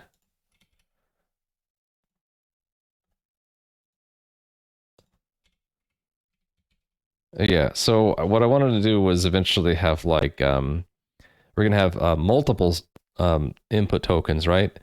And the output might be an error. So some test cases will have error. So we're now we're set up to do that, right? Because I could say like for integer of whatever, I should get an error. I don't know what the error is going to be actually. The error type is parse error. It goes here, right? Parse error. How does this work? Oh, here we go. It's probably invalid token. Location, there we go. So that's what I hope to get, right? And it didn't build because I need to make it a different name. This is like invalid token. Run. Okay, we got a different error probably. We got unrecognized token.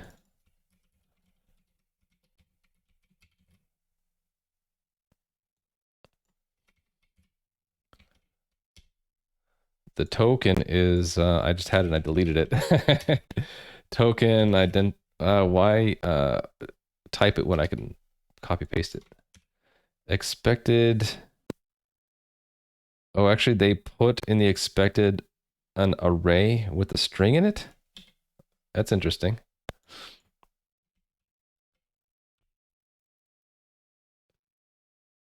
Huh. That's an odd thing to put in there, but okay. Let's put the name on its own line so we can read it. Right? Okay. Save and run the invalid test. Oh, still wrong.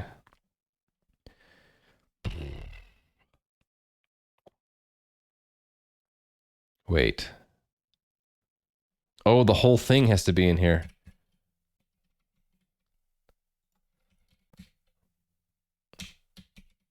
Wow. Okay. That's a lot of that makes sense, right? That we that's how we get the line number beginning and or line and column for the beginning and end eventually, right? Okay, they expect a vector there and not an array. So this should be a vector of strings. So that to string.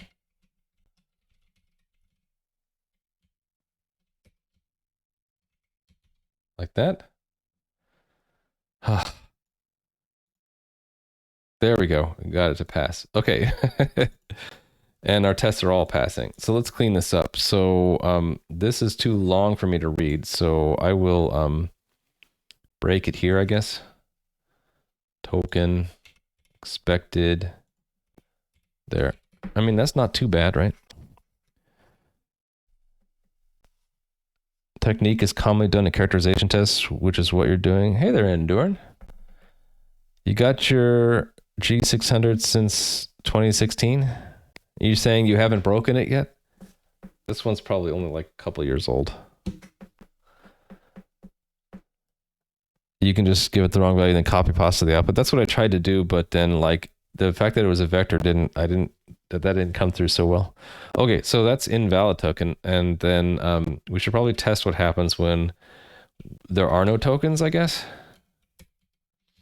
So if the input is an empty vector, what do we get? I'm just gonna run it and see. Wait, what? It doesn't compile? Why does that not compile? Oh, because we need to give it a new name.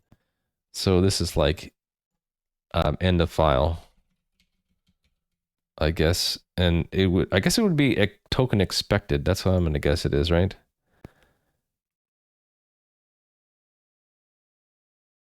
We get okay none. Interesting. Is that correct?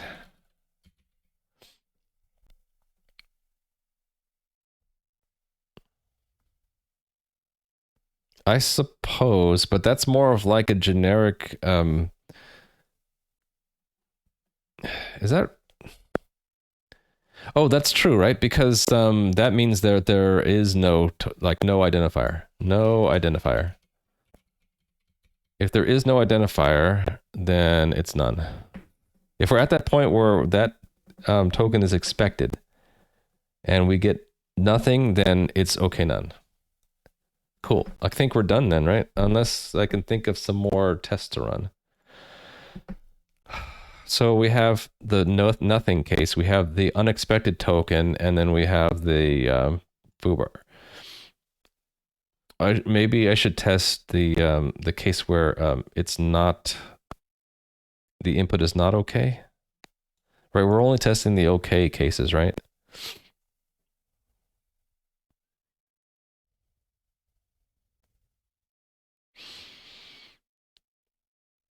Oh, what about if we have too many tokens? So what if we have an identifier?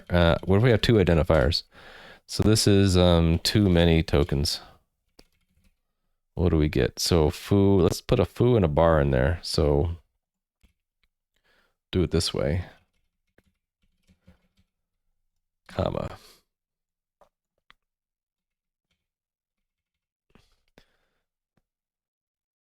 Let's expect that we get foo out, maybe. Actually, I'm not sure what this will do.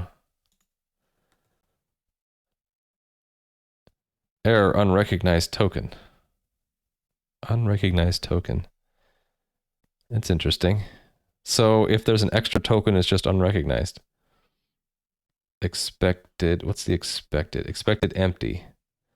Okay, cool. Didn't expect that, but sure. So it's kind of like this then.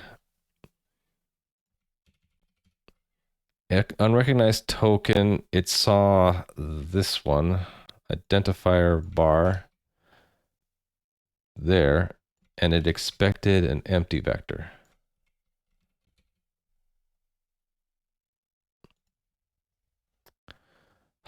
What did I do wrong?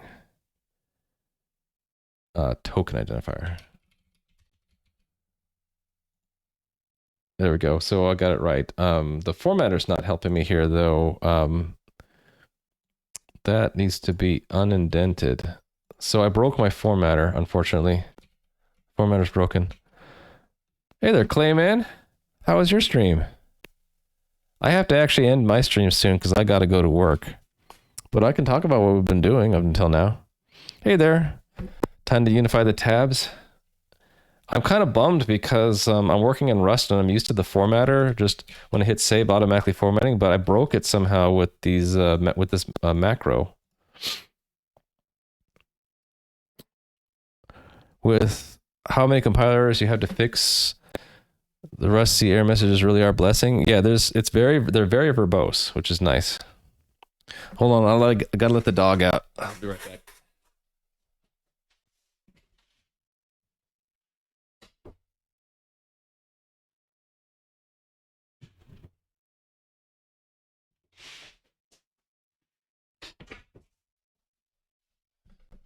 Sorry about that. The dog wanted out. Who let the dog out? Raimu did. That's right. Hey, let me explain what I'm doing, and then, yeah, we're going to have to find someone else to raid, unfortunately, because I am out of time.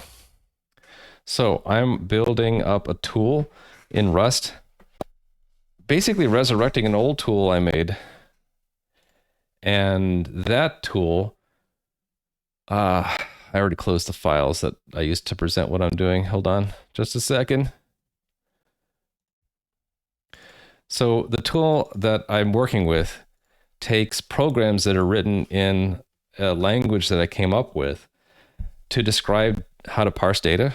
So like a GIF file or GIF file, starts with a header and has a logical screen, and then it has 0 or more data blocks, and then a trailer, and like the header has a signature part in it, a version and all that. And I'll just run really quick what it looks like. The output of the tool shows you that, hey, the GIF file actually started with, let's try that again. Starts with the signature and then has a version number and all this, like has the screen width 300, height 300, and then it goes into the actual color table and all that. So there are 3 parts of the tool. There's the lexer, which is converting this input program into a stream of tokens, and that kind of looks like this. Right, we have identifier GIF up there, and then left brace, and then identifier header, and then a semicolon, and then identifier logical screen, semicolon, local, identifier next, semicolon, right? So that corresponds to this. So that's the lexer. Turns our program's character lines, all that into a stream of tokens. And then the second part's what I'm working on today. That's what takes this token stream and interprets it using a set of grammatical rules, like a grammar. And the whole point of that is to form an abstract syntax tree out of this, a data structure in memory, basically, that we can use as a recipe for parsing the actual GIF file. So just started working on this in Rust, but the C version of this is written using it thinks I'm dragging sometimes. It's written using Bison. So if I go back to that, looks like this, right? So this is a format specification, right? So it's always an identifier, some optional arguments, a left brace, some statements, and a right brace.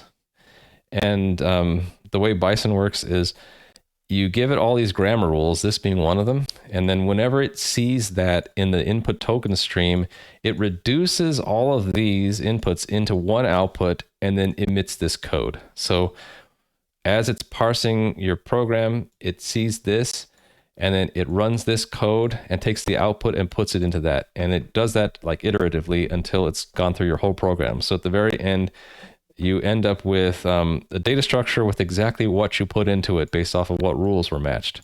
So today I was working on a very simple rule, which in the original grammar looked like this. So an optional identifier is either there's nothing, and so you have no data, or you have an identifier, and then we just carry the value of the identifier, right? So we're using Lollipop as the Rust equivalent of Bison, and this is how you express it in that. It has its own grammar syntax, so it kind of looks like Rust, but it isn't. But it kind of looks very similar to this, right? There is 2 ways to match the rule. You either have nothing, and then the output is none, or you have something, which is an ID, which we map to our token identifier, which has a string in it. And then the value of that string goes into this S and then comes out as a sum for the option. So I wrote that, and we tested it in the actual library for the parser here. So I'm using the test case crate. So we have a bunch of test cases. So this is an example of a valid identifier. We should get some, and we get that string out. And then here's where we have too many identifiers, and it will say that the bar is not recognized, and we expected nothing. Or we might have an unrecognized token that's not an identifier. Or we might have nothing, and then that's a valid case where there's no identifier. This is how we run the parser, by the way. The Lollipop file is at build time used to emit some Rust code that goes into our program. And I took a peek at that, and it looked really messy, so I'm not going to look at it again. But this essentially generates code which we're using here in the right here. When we do this new on opid parser, we're generating an instance of the code that was emitted by Lollipop when it consumed this file, right? Basically, it saw this pub opid as a grammar, and it generated a parser for that here. that we can call parse, and we can pass it our input, which is a list of tokens, and it gives us a result. So it could be pass or fail of the actual output of the grammar, right? This option string. And if it's an error, it'll tell us where it was and what the token was and what the error, it gives us all that information, which is what I use to match the inputs to the outputs. And now I got to let the dog back in. I'll be right back.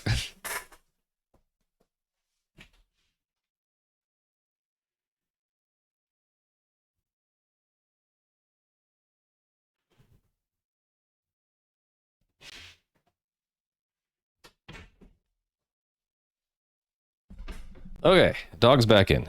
Let the dogs in? I did.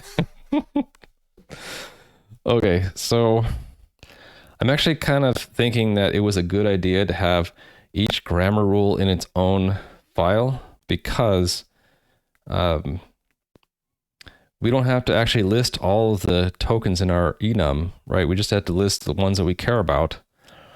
And I'm thinking I want to have a corresponding test for every grammar rule, because just this simple grammar rule ended up being 60 lines long, right? Just this simple rule. So the more complicated ones are going to be a lot more demanding, right? So maybe the last thing I do before I go today is I push this down into a submodule called opid. I need to rename it, have a .rs at the end, right? And let me move everything into that and paste. And here we just do mod opid. Okay, and then the test should still run. It didn't. Why didn't the test run?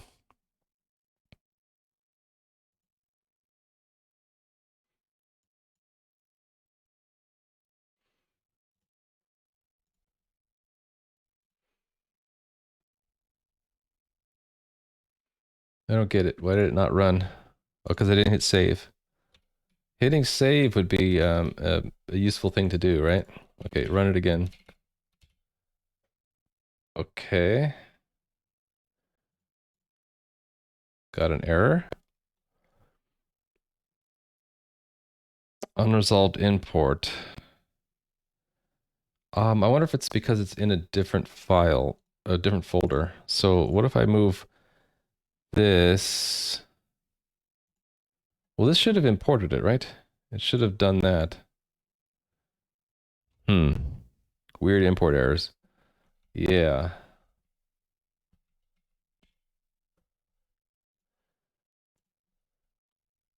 Unresolved import. Oh, probably because we have two different modules now called opid. So we need to call this something else. So what if we just prefix this with like G for grammar?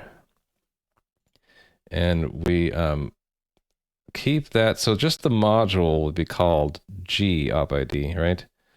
So then this would say use create G opid. See if that fixes it. No. Couldn't find G opid and create root. Did I have to do anything other than create that lollipop file? Process root.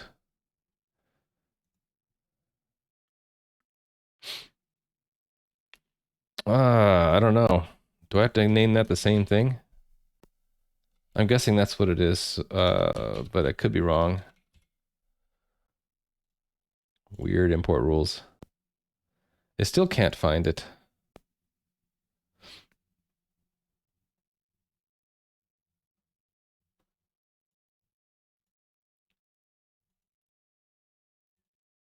Do I need to like do a cargo clean?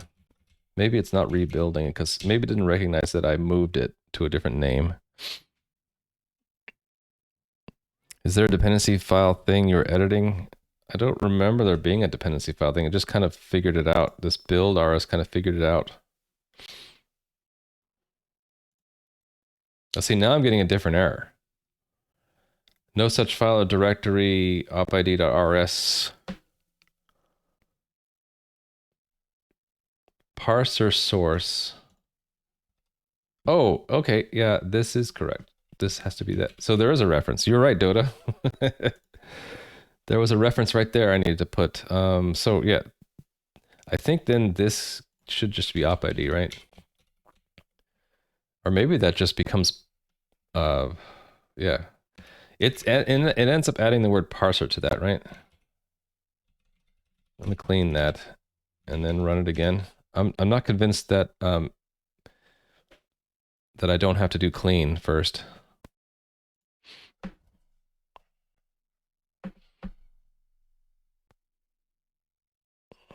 Okay. Unresolved import. Similar path exists. What? Why is it opid G opid?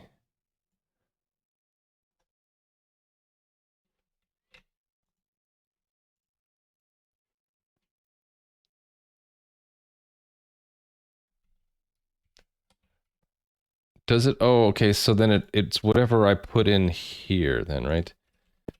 So that has to match, I guess.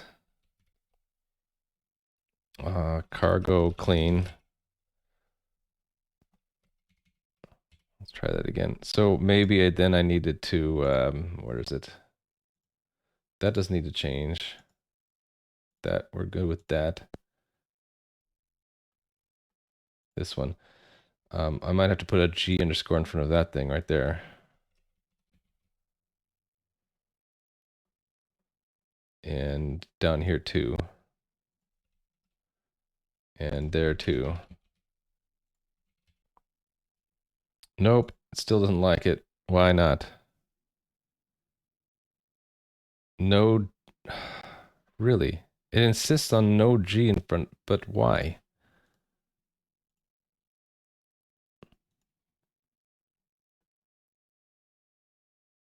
I put a G in front there. Okay, well, let's see what happens if I do that then.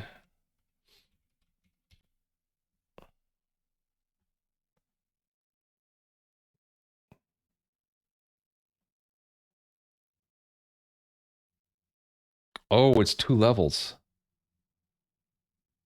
Oh, why is it 2 levels deep? Oh, because it's declared here. That's why. So it is buried within this module. Okay, now that makes sense to me. So then yeah, I need to do like, yeah, exactly what it said. Okay. That's what it didn't run any tests. It did run tests. It ran 4 tests. Why did it say running 0 tests? That's confusing. Running 4 tests, running 0 tests. Why does it say that? Why does it say running 4 tests, running 0 tests? Oh, first we're running that and then we're running doc tests. That's what it is. There's doc tests. I really gotta go. I'll be late to a meeting. Okay, well, let's continue this tomorrow. The little naming thing I'll want to fix up. If I can get away with not having a G in front, that'd be nice. Maybe I can do it now that I know that it's this thing that actually generates the code, right? So maybe I can get rid of the G underscore in front and just keep it here in the same folder. But I'll have to figure that out tomorrow. Yeah, I gotta go, Ons. Unfortunately, I can't stay here to describe what I'm doing. But yeah, the last 2 hours basically porting a parser generator over to Rust from C. I didn't know Primogen would still be going. Let's go raid him. I'll catch you guys tomorrow, okay? So stay well and hope you have fun watching Prime stream. I gotta go to work. So see ya.